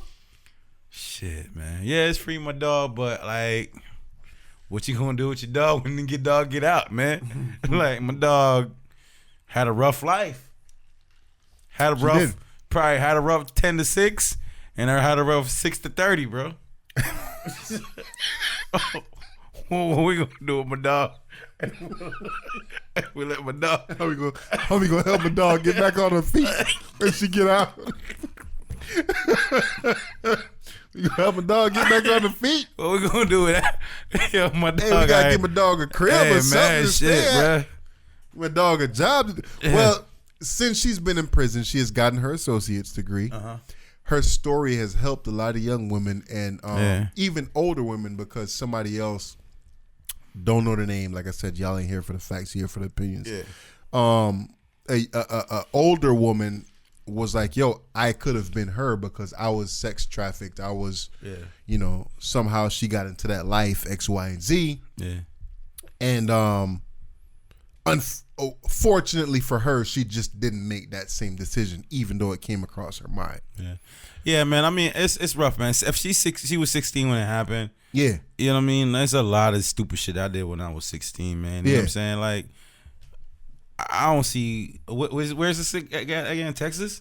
Tennessee. Tennessee. I mean, like, yo, they just being way too rough over there. You know what I mean? They being way too rough. For 16-year-old, so giving that backstory, I can't believe they even put her in jail, to be honest with you, man. A lot of people is saying that, okay, you were 16 years old. You knew right from wrong. Yo, bro, I'm telling you, you knew right from wrong. You were 16 years old. Like, you've been on this earth for 16 years. You knew right from wrong. What would you say to somebody that looked at her situation and say, yo, why should I give a fuck about you? Why should I give a damn about you in your situation? You killed a man. That dude was sleeping. Even though he raped you, he did this, he did that. Right. You don't have the age for consent, blah, blah, blah, blah, blah, blah, blah, blah. This dude is a fucking sexual predator. She killed a sexual predator. But you killed him while he was sleeping. You knew what you was doing. Yeah. And she knew what she was doing because she took the money, took his whip, and she dipped. It was planned. I get it. Well, she was 16 in a fucked up situation. Yeah. That's all survival. Like, I can't judge her for that. You know what I'm saying? No, I wouldn't let her stay at my house. You know what I'm saying? So, you know what I mean? But, like, at the same time, like, if there's something that can be afforded to her other than jail, I want to know what that option is. So do you think that her situation... I feel like she, like I said, like, I was joking, but I'm not joking. She's not fit for society. There's no way. At this moment? At this point. She's not fit for society? No. Why would you say that? Why would I say that? Yo, sex trafficking up until she was 16 and spent the last fucking 14 years in jail. Yeah, she's gotten like at this point, she's not fit for society, bro. She's gotten her associates to... Okay, if she's not fit for society, what would make her fit for society? Nothing. Yo, that's war she's been through, bro. Okay, so I agree. She's been through war. Post-mortem. Like, yo, there's a lot of... But at the same time, right? So we're saying that her situation supersedes what she did. That's what you're saying, right? Yeah. And I'm saying the same thing. I feel like she's in a fucked up situation. Not saying she had to do what she did, but she did what she did. And I can understand it because this dude is a piece of shit, bro. I mean, you're making out a piece of shit, but I don't know what her intent was. Is her intent to kill him because he's a piece of shit? Or it was like her intent to say, yo, and that's the thing. I'm trying to come up off of this. I don't know what it was. That's the thing. None of us know what her intent was, right? Yeah. But I think for me, it's hard to say that she's not fit to be in society because one, she was so young when this happened. If you think about a lot of the shit that, you know what I mean, if we can go back and think about a lot of the shit that went through our minds at 16 years old, dude, it's totally different from what's going through our minds now in our 30s. You know what I'm saying? Absolutely right. Yeah. So I think that, okay, I feel like listening to her, seeing the situation that's going on, she's touched a lot of lives, obviously because it's a lot of people that's out here, celebrities and stuff like that, you know what I'm saying, this kind of pull on their heartstrings and they're like, yo, man, this is wrong. They probably know somebody that do that shit. Probably. Okay. But just looking at it. See how much money you have to get the fucking kids? But yo, like I said, just looking at it, I feel like she is deserving of a second chance in life. I feel like she made a terrible fucking mistake when she was 16 years old. Not that any of us, you know what I'm saying, was out here murking niggas or whatever, but I feel like, dude, as a society, sometimes we got to look at situations. She's not a fucking mass murderer. Yeah. She's not out. She She didn't just randomly kill somebody off the street or whatever the case is. It was situational, bro. And yes, she did take it to the extreme, but it was situational. Like I don't think so. That's what I'm trying to tell you. You don't think it was situational? You're making it out to say that it was situational. I don't know if it was situational. You cannot say that. You can't say that. To be harsh, right? To be harsh. She just got fucked by a goddamn sexual predator. And to be harsh right back, that wasn't her first one. I agree. But this was the one that she got fucking fed up with. She got fed up with this one. Okay. I've been going through this for however long now, since I was X amount of age, this, that, and the third. My young mind can't deal with this shit no more. Okay, I don't want to, let me not throw it in the complete victim stage and say, yo, this nigga gonna kill me or whatever. But okay, she fed up. At this point, she fed up like, yo, man, I'm fuck pushed this over shit. the edge. Bam. I'm gonna kill this nigga. So who else next? Because I'm ready with it. I tasted blood, my nigga. But I'm fed up with you and your bullshit too, nigga. Do we think that that's the mindset, though? Yeah, that's the mindset. Once you go down and start rolling down a certain street, that's where you at.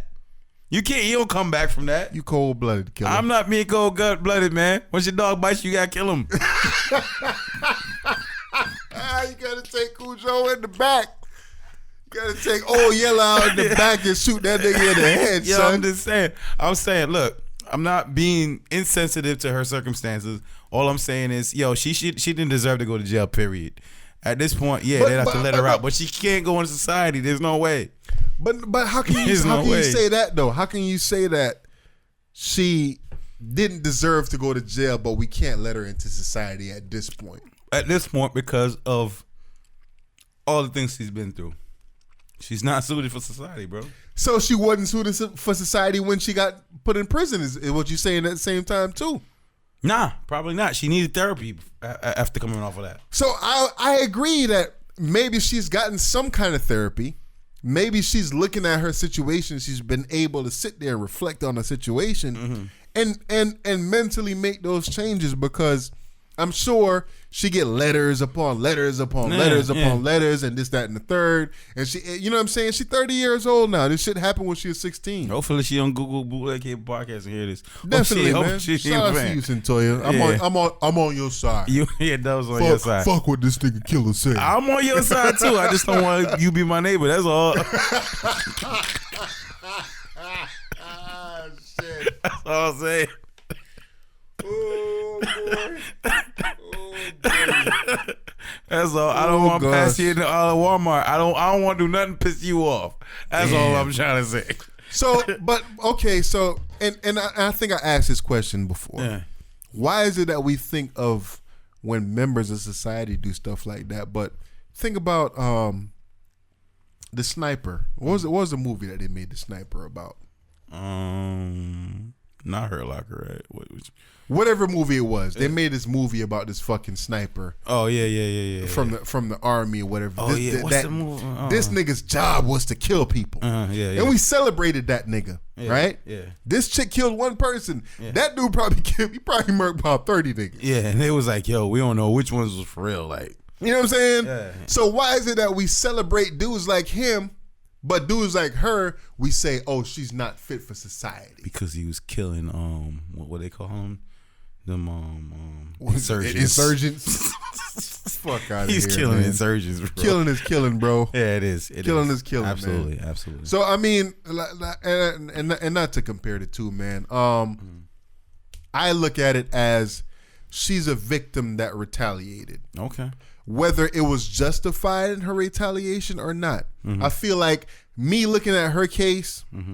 I feel like she spent enough time behind bars. I feel like she shouldn't even been behind bars. I feel like she should have gotten some time for what she did, but I don't think she shouldn't have Not got. in She jail. shouldn't. Like, she should have got a life sentence. She should have been sent somewhere. You know what I'm saying? Of course, where she's confined to somewhere. But you know what I'm saying, dealing with people that were giving her treatment, therapy. You know what I'm saying, helping her come. You know what I'm saying, understand what she did and why she did it. To enable her to be fit for society. Not the last 14 years in jails. It's unfortunate that that's her situation, but I can't imagine that made her a better person.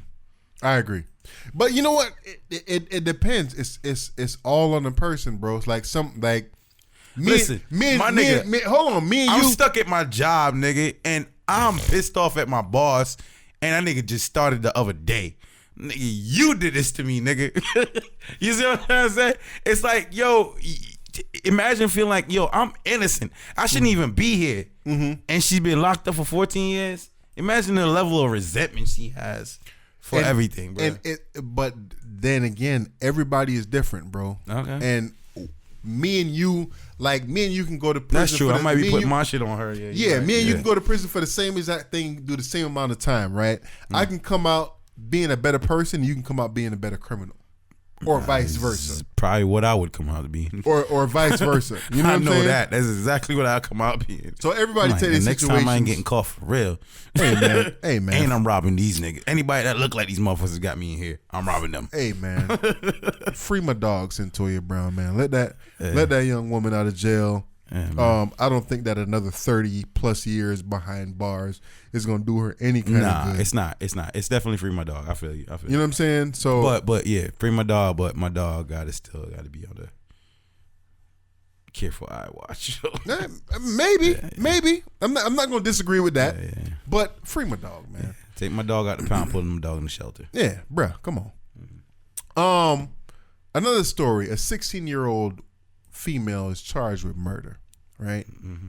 So basically, this is what was going on in Columbus, Ohio. It was a string of robberies that was going on, right? And with these robberies, I guess the person was posing or posting certain shit online, and when you get there to buy the shit, nigga pull out the pistol, give me all your money. You don't get the shit, obviously, that you came to pay for. So police decided to do a sting. And they posted some shit online or something like that, or said that they was gonna buy some shit from this nigga or whatever the fuck it was, vice versa, whatever it was. They come there, it's an undercover agent, right, to buy whatever it is that he's supposed to buy. Dude do his usual, pull out the pistol, give me your money, blah, blah, blah. Another undercover agent that's on the site, blum, blum, have a nice dream. Shoot the kid. Cop shot the kid, you still hear him scream. 16-year-old girl now, I guess, was a part of the whole situation. She allegedly had a pistol on her. They charged her with the murder. So, rewind. Cops set up a sting. The transaction go down. Cops shoot the kid. You still hear him scream. You just want to say that. Well, good. Cop shot the kid. The cop shot the kid. The cop shot the kid. The kid hear him scream. The cop shot the kid. Yeah, that's on Jay-Z's track list as well. By the way, it's playlist. Yeah, it's playlist. So a cop shot a kid. Cop shot a kid. And say that's being you, dude. Yeah. I get shot. Yeah. By the cops. Yeah. And because or you vice versa. Yeah. Or vice versa. Yeah. And they charge you with the murder, bro. They charge you with my murder. Murder though. You didn't pull your gun. Nothing. Is that how it go though? That's how it went. That's the story. In a roundabout way, that's the story. But they charging her for murder. They charging her for fucking murder and armed robbery. She ain't never pulled no gun. But she had the burner on her. No. Supposedly. Allegedly. She had the burner on her. Okay. One part of me is fucked up. Next part of me, fuck you, bitch. Peace. Damn. At 16 though? Peace. 16 years old. Peace. I look at these situations. Peace, because listen, dude wasn't out there holding up niggas, you know what I'm saying, strong arm. Like, he wasn't like, yo, give me your money or I'll punch you in your face. He pulling pistols on people. True. I gotta give up my money for shit that I came for. Did he murk anybody though? Hey, listen. Is the pistol loaded? He threatened their lives though. Is the pistol loaded? The fuck does that matter? How you know? How you know if the pistol loaded or not? Yo, all right. So okay, stop. Let's do this then. Got you. Let's do it. Yo, Bootleg Cable Podcast. Let's you do know it. What I'm saying? All right. So what we need for? Yo, you know what? We need a new camera. Okay. We need a new camera. We need a 4K joint. Okay. So you went online, right? Yeah. And you saw on Craigslist, nigga got the 4K joint. Yeah. Selling the 4K joint for $600. Yeah.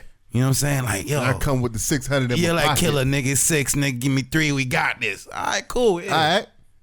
So you know what I'm saying? Yo, dog, man, shit, dog. I have my mortgage to pay this week. But you know what, man? Yo, here go, man. Here go. We need this, man. This podcast is popping. Pause before you go on. Yeah, I'm okay. Craigslist purchase. I always got the burner on me, but go ahead. Okay, you. Okay, all right, yeah, you keep that on you. You have it on you. You have it on you. Okay. You have it on you, right? Or you know, let go. It's Okay. let go. It's offer up. I got the get burner. burner on. anyways, right? Yeah. But you know what I'm saying? So you off with your it's a dollar amount. you off with your money and my money. Mm-hmm. You know what I'm saying? Wifey wanted something for the kids. She mad as hell you can't come up with it. Cause you want to get this fucking 4K camera. Want to get this 4K camera. I want y'all to see us in high definition. Yeah, man. Cause you feel like, yo, this is for a good reason. Yeah. So you took that last little bit and you went there. Mm-hmm. You know what I'm saying? Hey, what you got there, shorty? You got that thing I'm looking for? Shorty pop the trunk, say, yeah, man, it's right here. You go over and look.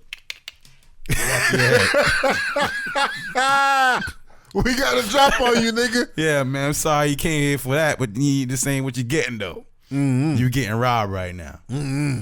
Hand over that 6. Yeah. Anything else you got on you? Cell phone. Give it up, nigga. I like them Concords you got on your feet, too, my nigga. Shit just came out last week. Came out last week. How long you waited in line? I'm glad I ain't have to wait that long. What's that? Beats in your pocket, nigga? You got some beats? Yeah, got some beats. Let me get those too. Get that shit too. All of that. Took that shit. Strip, nigga. Strip. You ain't got a cell phone to call me and say I'm sorry. All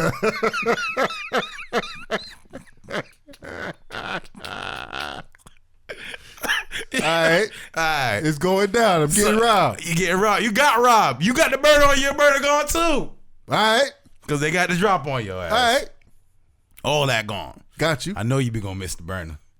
Yeah. You probably miss the burner more than you miss the fucking 600. That nigga's got me. Got me for the burner. Yeah. How do you feel if that nigga get ran over by a Mack truck? Oh, I don't feel no way at all. How you feel if the cop shot their ass after that? I don't feel no way at all. How you feel if the 16-year-old that was a co-conspirator of all this went to jail for murder? How do you feel? And if I'm getting the one getting robbed, I don't feel no way at all. And I feel like you should feel that same way right now. Yeah? Yeah. Because if it wasn't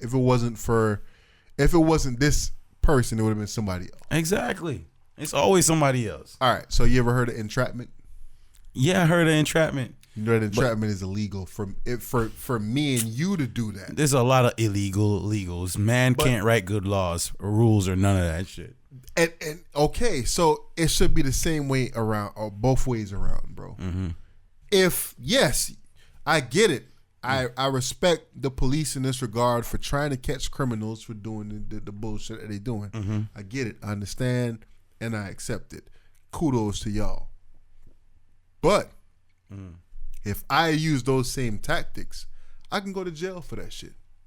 You know what I'm saying? Yeah. But y'all out here catching criminals with that shit. Mm-hmm. So, does that make it right? Does that make it right that y'all set up a fucking fake transaction, all this shit fake, just to get the person that you want, just to kill them? Okay, so the reason why I flipped the story on you is because if that happened to you, right? Because you got to think about it, prior to that, somebody had to go report their ass, right? Definitely. Somebody was mad enough and privy to the fact that the police are going to do multiple this. people probably reported this shit. Okay, but so nobody ain't died though. Nobody ain't died, but you don't think about that life? You don't think any of them one of them the motherfuckers dead? The people that got robbed? Hell yeah, yeah. On behalf of them, y'all did a service. The cops did a service. Peace, man. I understand what you're saying though, man. But man, law is not perfect, man. And listen, man, y'all was out here doing some stupid ass fucking shit, and I agree with that in the sense that they shouldn't have entrapped them, because you know what I'm saying, like that's a wild charge. That's not even like ethical on no fucking level. Yeah, for them to say, yo, you committed a murder, like, huh? How? Yeah. It's like, yo, I ain't even pull my gun. Yeah, it's like in court that's not a charge. She's definitely going to court. Then I would assume. Yes, but I guess there's you ain't here for the facts. It's a law that's on the books that allows them to charge her with the murder because she was in the commission of a felony. I and hope blah, blah, she blah, robbed blah. enough to get a good attorney. If you're gonna do crime, make sure you have enough attorney to find out. Ain't no free my dog in this situation. Ain't no free my dog, yo. Let my dog sit. Damn, son. Hey, that's Hey, you wasn't getting drug traffic. You wasn't getting rape traffic. Child trafficking. All right, so remember when we was younger? No, man, I don't want to say remember when we was younger, but when you was younger, did you have dreams of going into space, bro? Did you ever think about it? No, you ever looked up in the sky and be like, "Yo, nigga, how niggas get to?" I want to know still. Yeah, but I don't want to be firsthand to find out. All right, so rich ass Richard Branson, who's the CEO or owner or founder of Virgin Mobile, sent a what if Virgin Mobile transition to Virgin Galactic? No, because this nigga had money for a long time. They still got Virgin Mobile though. Oh, they do? Yeah, and he's making money like that to where he got. Don't he have he has an island too or some shit like that? Yes. So how you got enough money to fucking? He's been funding the space shit. Well, for a hot. Remember they had a record label. Okay. Oh, there it is. Okay. Virgin had a record label. Okay. They also had the mobile situation pop off.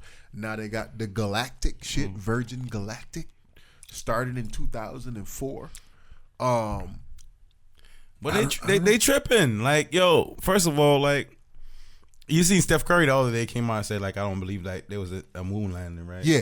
Is that what Rosenberg tried to transition to in the All That Black interview?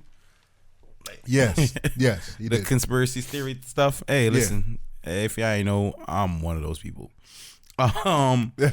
Yeah, he definitely. Killer don't believe the Earth is flat though. Nah, but I don't believe we went to the moon. Okay. And Earth is flat, yes or no? It's still out there. Look at that shit ain't flat, man. It's still all out there. Okay, cool. But yeah, man. So if you can't get to the moon, why am I fucking flying? Where am I going to? All right, so the reason why I brought it up, like when we was younger, you look up to the skies, and, you know what I mean? You look at the sky, oh, what's up there? Yeah.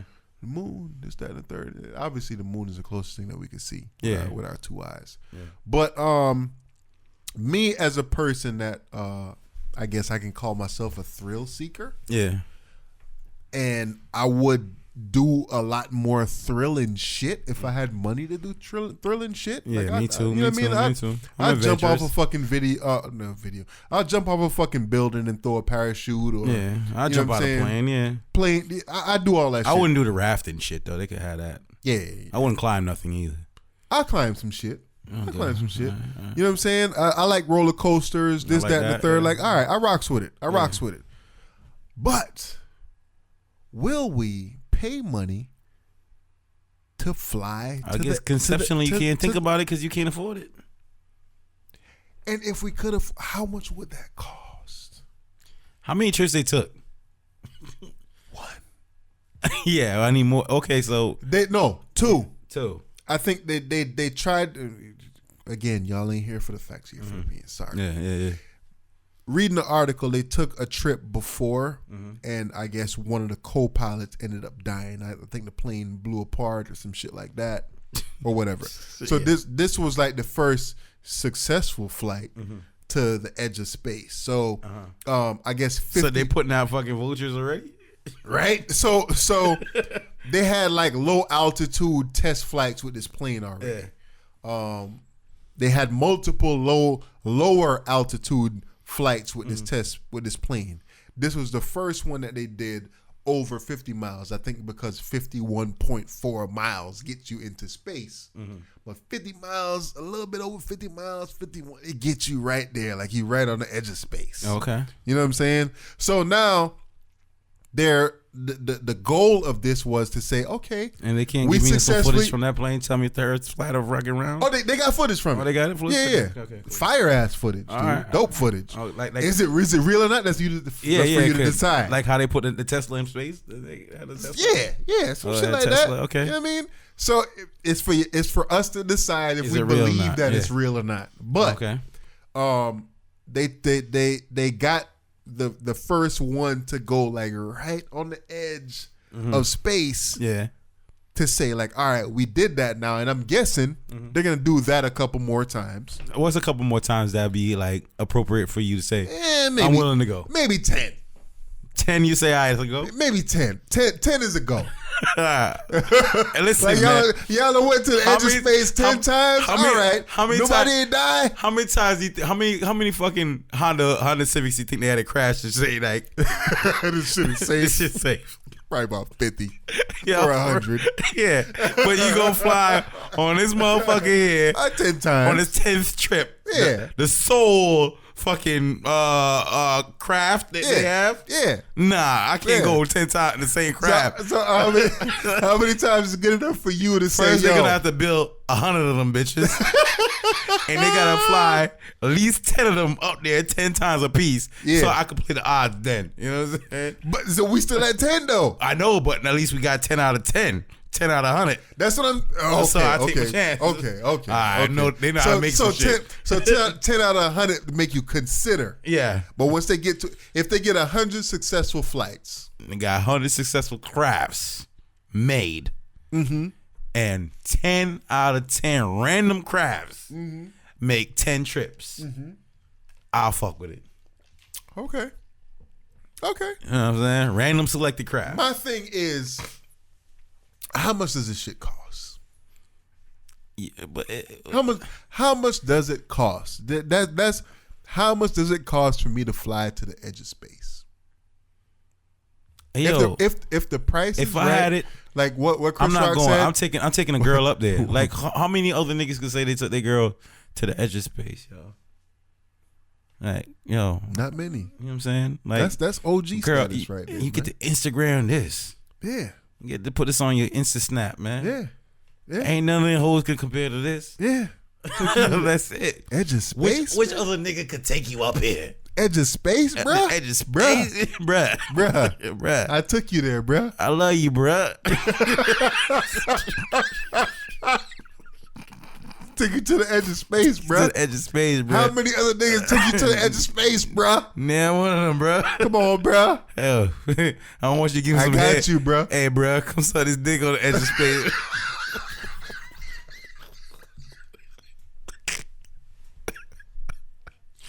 We float. I got that edge of space head, bruh. Let me let off while we float, babe. Yeah, bruh. Bruh, come on. Come on, bruh. Yeah, but still, man. Fuck like, out of here, bruh. Virgin, yo. Not on Virgin. You ain't gonna be on Virgin if you take Virgin Galactic thing. You know what I'm saying? But, hey. Yo, they got a lot of money, man. Why is this something that he's been pursuing? Because I feel like he's been pursuing this for a long time. They say he's been pursuing it since 2004. I guess there's a lot of money to be made. There's a lot of billionaires. Because honestly, dude, just looking at it, right? a flight from Fort Lauderdale to California. How much that shit cost? All right, true. good $400, $500 maybe? Yeah. For a round trip flight? Round trip, yeah. I'd imagine that it'll cost a lot more than that because we talking about jet fuel, we talking about safety measures, we talking about paying the pilot, we talking about scarcity of the flight, this, that, and the third. I'd imagine that it costs at least $15K or more. $15K to go to edge of space? At least. You that's the lowest. You crazy if you think that's the lowest. How much you think? If it's $15K, I think a lot of people gonna be going. I'm like, it was a life dream of mine. So I sold a house. Like, so what you thinking? You thinking about 150? 50K? Fucking nigga. Like, they would have to do this shit like every day to make it worth their while. Yeah. That motherfucker ain't going up there. Nah, ain't gonna be 15K. I think it's gonna be close to a fucking mil. First couple flights, if they get this shit to be accurate. Damn. Bootleg Cable Podcast listeners, how much do y'all think? I'm guaranteeing you at least $5 million first couple flights. Damn. First couple flights. Why would you charge any less? I agree. Where you going? You going on Delta? I'm the only one. You going? You right. You going on Delta, nigga? My bad. Richard Branson. Yeah. My bad for disrespecting you, B. Put some respect on my name, 15K. My nigga. bad. My bad, bro. My bad. You going on Spirit, nigga? My bad. Where else you going to get on this? You going to holler at NASA? Say they take your ass up there. My bad, bro. That was mad. That was mad disrespectful of me. Where else? On my part. It ain't going nowhere else, man. All right. You know what I'm saying? $5 million if you want to get up there. Damn. That's crazy though, man. Yeah. But so, would you pay to do that though? If you had the money. $5 million? If you had the money. If you had the money. Once again, no. No, nah? I wouldn't. No, I wouldn't. Further in the future, after I seen a good 100 flights went up, yeah. Like, all right, listen, man. Got you. I'll try it, but nah, I ain't gonna be the first, man. Somebody will, but I ain't gonna be the first. Will Smith will do it first. It's gonna be Will Smith, man. Yeah. So, man, fucking Drake, and Kanye West, man. Oh, with the tweets and shit. The Twitter rant, man. You would have to explain that to me a little bit more. I know, Drake finally responded. What was his response? Drake finally responded, or Drake called me. I think that's what he tweeted out, or some bullshit like that. The whole rant. So you didn't see the whole rant? I was actually on Twitter. I work nights, so I was actually on Twitter, and I was looking. I was like, "What the fuck?" This nigga I don't follow him. Yeah, I think Twitter automatically makes you follow him. You know what I'm saying? But I just saw Charlamagne give him the donkey of the day and kind of break it down with the. They all everybody kind of brushed it on her, and like I said, conspiracy theory guy, I'm that guy for fucking sure. Tinfoil hat guy, I am him. 1,000%, I'm that guy. So, looking at all fucking Kanye was tweeting out and all the shit that he was saying. Like, for one, I remember when if you didn't pay attention, you didn't see it. So you know what I'm saying? It started off basically with a text message, an unopened text message from somebody named Free that said that Drake wants to clear a sample for a song of his, right? And then Kanye texts that out, and then he started saying, "Yo, Drake, you know what I'm saying? I'm not clearing your sample. You know what I'm saying? Stop threatening my family. Don't threaten my family. You know what I'm saying? We all know somebody that could get somebody hit or get somebody touched." He started tweeting out shit like, you know what I'm saying? Like, yo, we live on the same street, you know what I'm saying? Da da da, this and that. Yeah. We could talk, you know what I'm saying? You attacked Kid Cudi for years. I've been your idol. Why you coming at your idol like that? Da da da. You know what I'm saying? He even went as far as to say shit like, you know what I'm saying? Like, Drake got Triple X taken out. You know what I'm saying? Damn. Yeah. Wow. He was like, yo, Drake, you know what I'm saying? And then he said shit like, if I get killed or something happens to me, Drake did it. Drake did it. Aubrey. You did it. You did it. Now, of course, like I said, everybody out there in the world, they're like, Kanye crazy. And yeah, I think Kanye crazy than a bitch. Yeah, batshit. But I think this nigga's scared as fuck. Of course. And I think he has good reason to be. Does he? Explain that. I feel like you do. I feel like, in my, like I said, I'm a conspiracy theory guy. Okay. I feel like Kanye ran to Donald Trump when he got into beef with Jay-Z.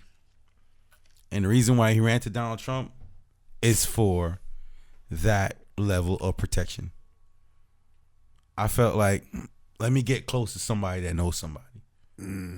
You know what I'm saying? Donald Trump can't even get it. They can't get the bitch out of office, bruh. Yeah. Kavanaugh, motherfucking Stormy Daniels, motherfucking Russia, nigga, fucking Cohen is going down on his behalf, my nigga. Well, they got like 3 years or some shit. 3 years, nigga. Yeah. You can't touch Trump. So you can't tell me Trump don't got pull, bro. You can't tell me he don't, bro. You can't. Yeah. Go ahead, try to tell me, but I ain't gonna believe you. So I'm feeling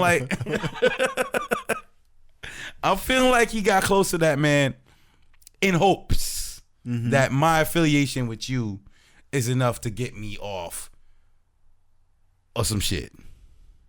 So at the same time, are you saying that Drake is this dangerous fucking dude that's out here getting niggas hurt? No, but yes. Okay, so let me say reason why I say no.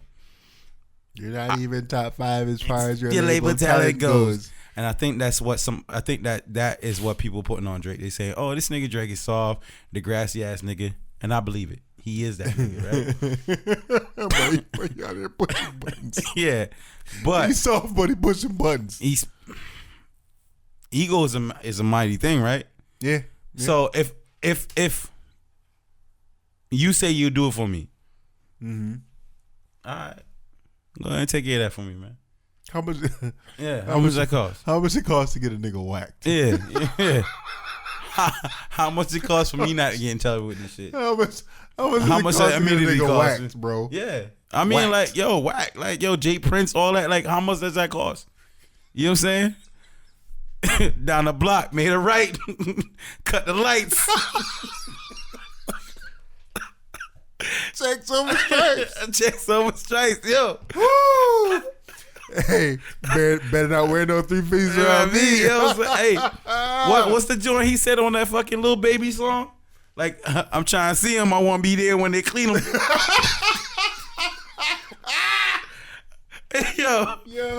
Yo, I'm straight mafioso shit, bro. Yo, Drake been talking that greasy shit. So that's when I say it's no. I feel like Kanye heard them lyrics. Man. He took them motherfuckers to heart. Kanye heard them shits and said, "Oh shit, this nigga out here trying to kill me, bruh. Oh, shit. Let me chill." This is hilarious. let me put it out, bruh. He said, "Let me put it out there. If I get hurt, Drake did it. You can't touch me now." I bet you ain't nothing gonna happen to me now, Drizzy. Cause Drake did it. I'm trying to tell you, man. Drake. One hair on my head. Huh? If you touch one hair on my head. One hair on my head, man. He said, "Yo, fucking, I'm the daughter of West. You trying to kill West's daddy or North's daddy? Shit. That's fucking North's hilarious. daddy." Sorry, man. It's just hilarious, bro. Yeah, man. Nah, man. I feel like I didn't pay attention to all that shit. Yeah, bro. Nah, you gotta pay. I feel like real shit, dog. I feel like Kanye feels like Drake will do the shit that he said he's in there, and I feel like he's crazy enough to believe that, and I feel like the threats did not come from Drake calling him like he suggested. I don't think Drake called him. I think the threats that he's feeling that took place is the threats that he heard on them songs. And I feel like Drake did directly threaten Kanye via those songs. Do I believe that Drake is going to do that? Nah, but at the same token, something that we spoke of before is like you don't get to the top of this money, power, and influence by being a nice guy. And you don't keep that position by being a nice guy. And I feel like, you know what I'm saying, low key, Jay-Z gets that respect from people because people really believe that Jay-Z is capable of doing what he's talking about. Yeah. And I feel like, why wouldn't Drake want that? You know what I'm saying? With money comes power, you know what I'm saying? Yeah. With power comes, I want to get my respect. Got you. So how do you gain it? You got to do some shit. You know what I'm saying? So what I'm saying is like, it's funny for people to say, "Oh yeah, Drake's soft, he won't do that," but come on, man. There's a chance. Yeah. There is. You know what I'm saying? There is definitely a chance, man. You're right. Yeah, I mean, you can pull up a song real quick. Pull up that Drake and that Drake and Young Baby real quick, man. off the Tell him my that? clothes no starch, please. Nah, not that joint. Not that joint. What that one where he says I got a 19 and it fit in my pocket. That joint right there. Yeah. Pull that joint. We might get that fucking copyright strike. Yeah, you know we got a copyright strike off the for real? off the Jay-Z joint. Damn, man, they might do it like they do with my internet, man. They slow my shit down. All the bullshit I don't watch on there. Yeah. Never recover. Yeah, look at that. Never recover. Okay. Yeah, never recover. Yeah, man. So I mean, a lot of times y'all watch us or whatever, and we talk about the shit about, you know what I mean, copyright strikes and shit like that. And I remember one time what the fuck is going on here? I remember I posted a video one time, and like I had distorted the audio or some shit like that, and motherfuckers was like, oh, you know, no matter how much time you distorted, they still find it. No, they were just trying to say like niggas like. It wasn't no reason for me to distort this shit. Like, yo, bro, you know what I'm saying? I'm trying to give y'all fucking content and shit to hear, and y'all thinking that I'm around here fucking around. Like, this is it.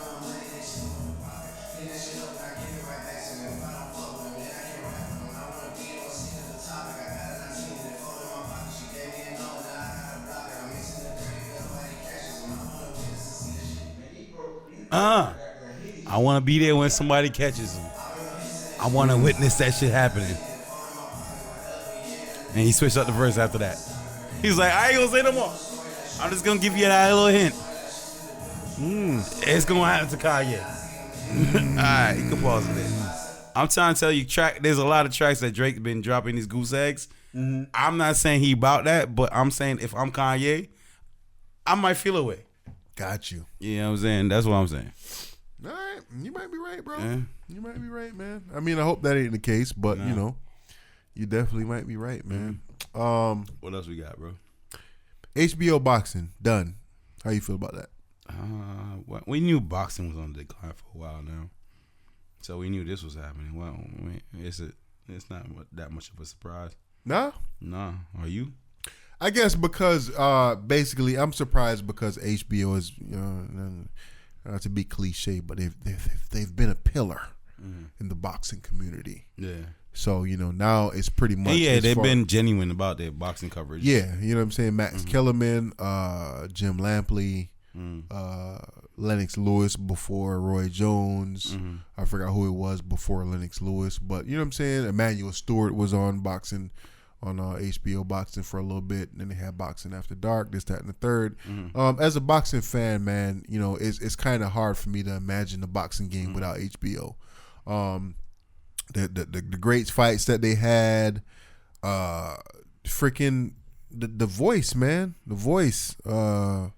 Let's get ready to rumble. Oh, yeah. Like, you know what I'm saying? He's with that? He's with HBO boxing? Yeah. Yeah, he was exclusive to HBO boxing for a while. So anytime you heard that Michael Buffer, Let's Get Ready to Rumble, it was on HBO. I like Bruce Buffer too. Bruce Buffer, you know what I'm saying? He's UFC, but then also they have It's time. Yeah. That's his brother.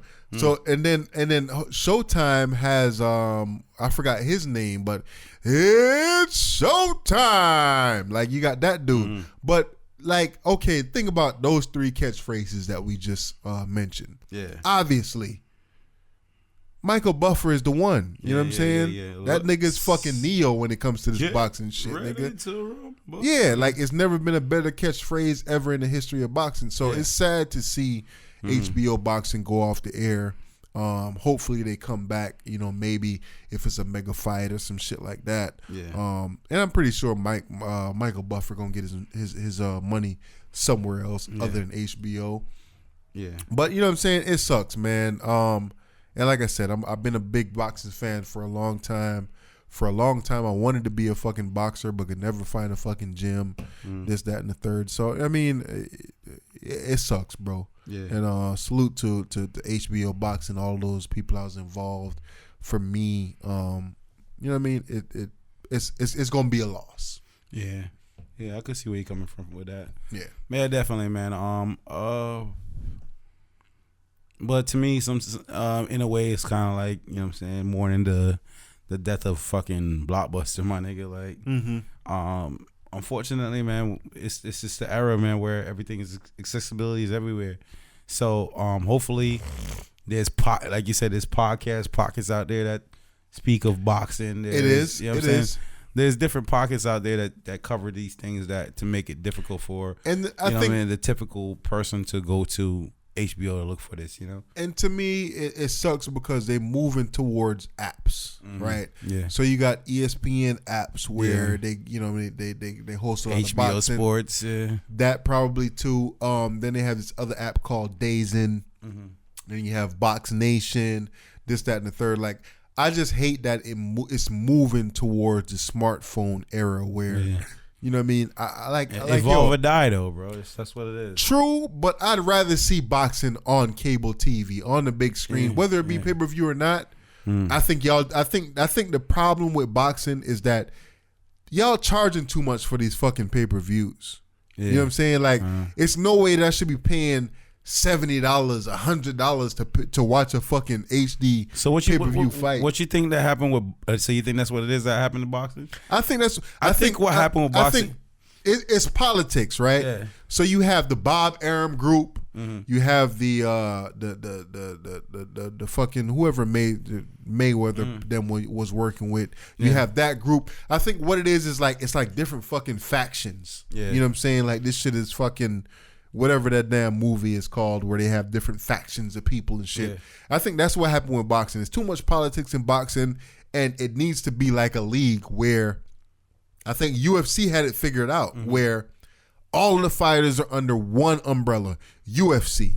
Boxing, you got too many belts, too many different promoters, too many people out here making decisions, and that's what's causing the demise of boxing because, if me...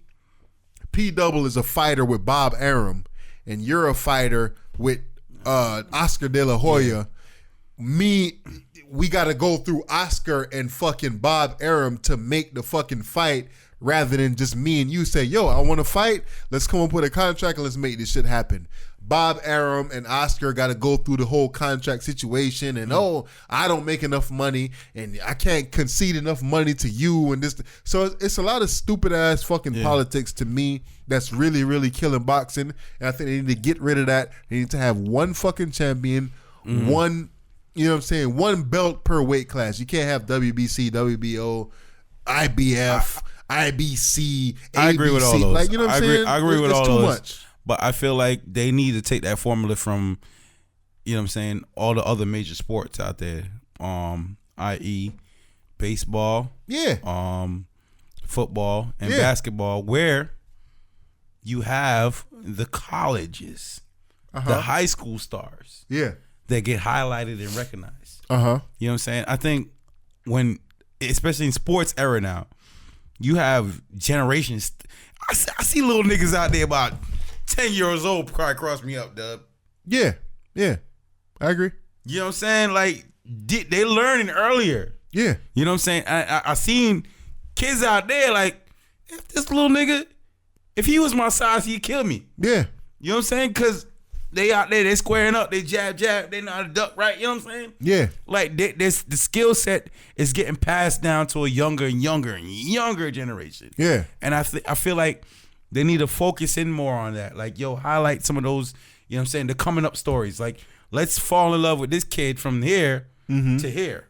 So you're saying they need to create stages. They need to create stages because we don't before, like with Ali and all them, we didn't see nothing like this before. So we learned how to fall in love with what we didn't see before. The Tysons, we didn't see that before. So we fell in love with what we didn't see before. Now we've seen it all. So what haven't we seen before? So we need to see these cats, you know what I'm saying, from the early stages, you know what I'm saying, coming out there, work their way up, dominate their sport from this point until now. Okay, we seen him. Yeah. Let's see these Heisman trophies go head to head. Let's see how that looks. You know what I'm saying? It can't be like, yo, your wins, losses, and we never seen any of those wins or losses. You know what I'm saying? Got you. You know what I'm saying? We just seen you on the scene. Oh, you got a 30-0 record. Like, okay, well, I ain't never seen none of them fucking 30s. Yeah. Or O's. You know what I'm saying? Like, yeah. So, like, they need to cover this story from start to finish, I feel like. Got you. And that's how they're going to make more stars. You know what I'm saying? Look how LeBron came into the game. Like you know what I'm saying? People was watching LeBron since he was in high school. Mm-hmm. You know what I mean? To this point. So they need to make more LeBrons. Hey man, and the only reason why Floyd was afforded that is because of who his dad was. You know what I'm saying? And Floyd was afforded that story. You make a valid point, man. We need to establish a more standard amateur league or pre-professional league for boxing, and then establish the professional league. Yeah. Because there's no professional league that's established. Mm-hmm. So like I said, with UFC, yes, you don't get that same luxury of having notice to the fighters before, because they come from different backgrounds. Some of them come from boxing backgrounds, some from wrestling, some from jiu-jitsu, this, that, and the third. But UFC is the league. Yeah, you got wrestling in high school. You got exactly. Put boxing in high school, man. There you go. So we need to establish lower leagues as far as boxing is concerned, maybe even college, and then there's the boxing league, not different belts where IBO, WABC, WBF. Like it shouldn't be a million fucking belts. Yeah. And then if you have a different promoters, every promoter should be required to work with each other. Yeah, and so it's different fixes that could happen. Everything in life that will both benefit the fighters and also benefit us as fans in getting the best fights possible. And that would take sacrifices, just like everything else. Somebody has to, with enough money, has to go out there and say, "Look, I'm doing this for the love of the sport, not for the money." You know what I'm saying? Because somebody gonna take a bunch of L's before it becomes what it needs to be. You know what I mean? Yeah. Hey man, let's see that happen. Yeah. Well, hopefully you get enough money. You know what I'm saying, off this podcast. Yeah, I mean, thanks to y'all. Yeah. So you can start that league where it's like, yo, this league is a league for fighters. Bruh. Nah, bruh. Hey. My nigga.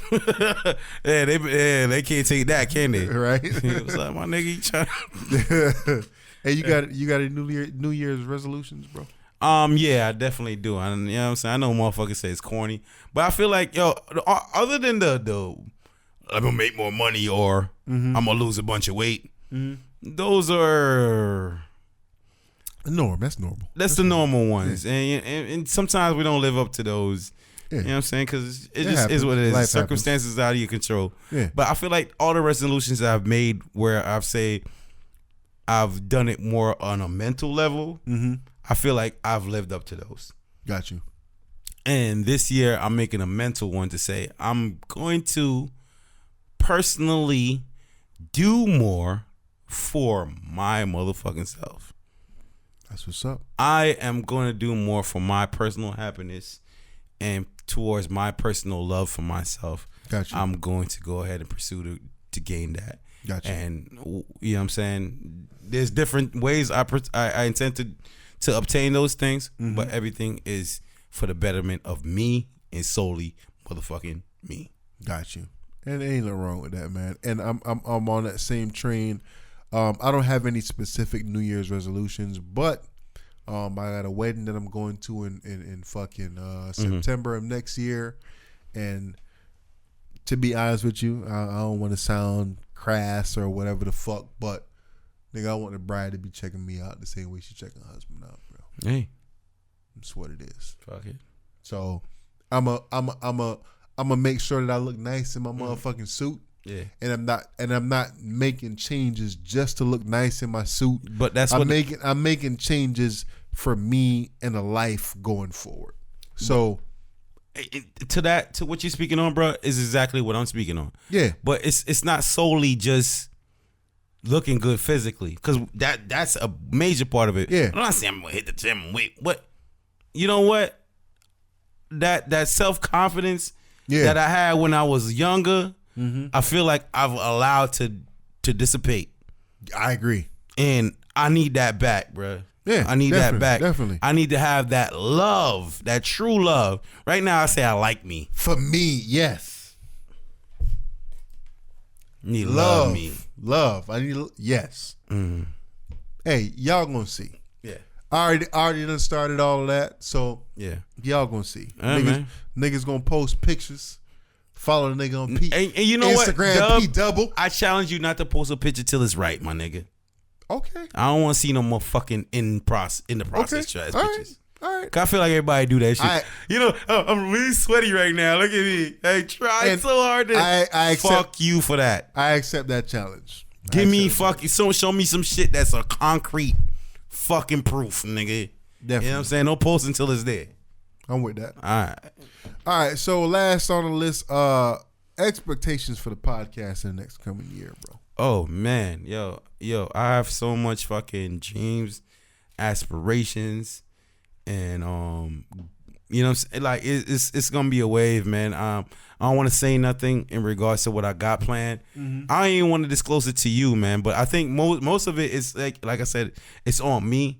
And I'm saying I'm just hoping that you're pushing forward, and you know what I'm saying you have the determination that I have. You know what I'm saying in regards to it, because I do as well. You know what I mean? All right, for those that's out here watching us, man, my expectations coming in the next year is that hopefully by the end of next year.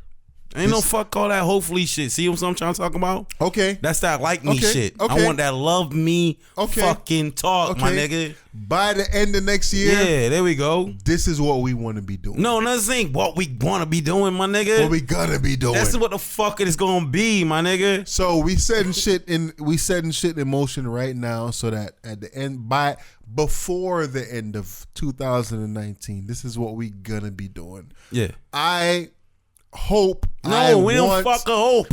I expect. Yes. I expect to fucking quit my job and say, yo, this is what I do. What do you do for a living? Well, me and my homie over here is we have a podcast. And this is what we do. We're podcasts. On God. On God. On God. On God. Yeah. On God. You know what? What we trying to do? That's what I'm trying to celebrate. I want you to look at me and say, damn, that nigga look happy. Yeah, what you do? Do what I love, man. I got a fucking podcast, man. I do what I love, man. Yeah. All right. Definitely, man. You got some shit you don't like? Nah. Fuck it. I'm closing out the year on a positive level, man. All right. You know what I'm saying? That's that shit I don't like. I don't fucking like what I was 2018 and before that. 2019, I'm gonna be fucking lovely, my nigga. I rock with that shit, man. Yeah.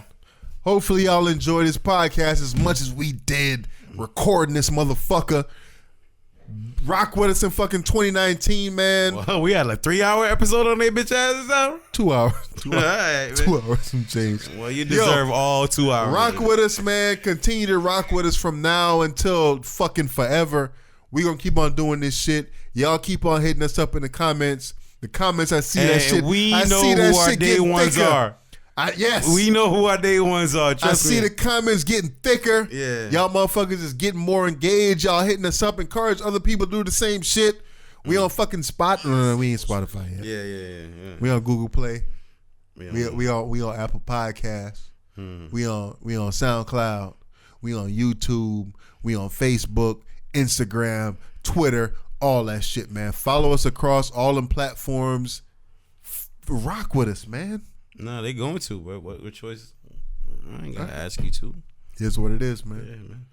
Y'all ain't here for the facts. You here for the what? Motherfucking opinions. It's Bootleg Cable Podcast. And if you can't spell that, ain't something wrong with your ass. It's bootleg, man. Ain't nothing fucking fake about it, man. We out, man. Happy New Year. Love y'all. Happy New Year. Happy Merry Christmas. All that shit, nigga. Next year, like I said, we out for at least 2 weeks, man. So don't expect us to drop no shit. Yeah. It is what it is. Next year, we on y'all ass again, man. Shit. Out. Shit. On your ass. Nigga, I'm telling you, my nigga.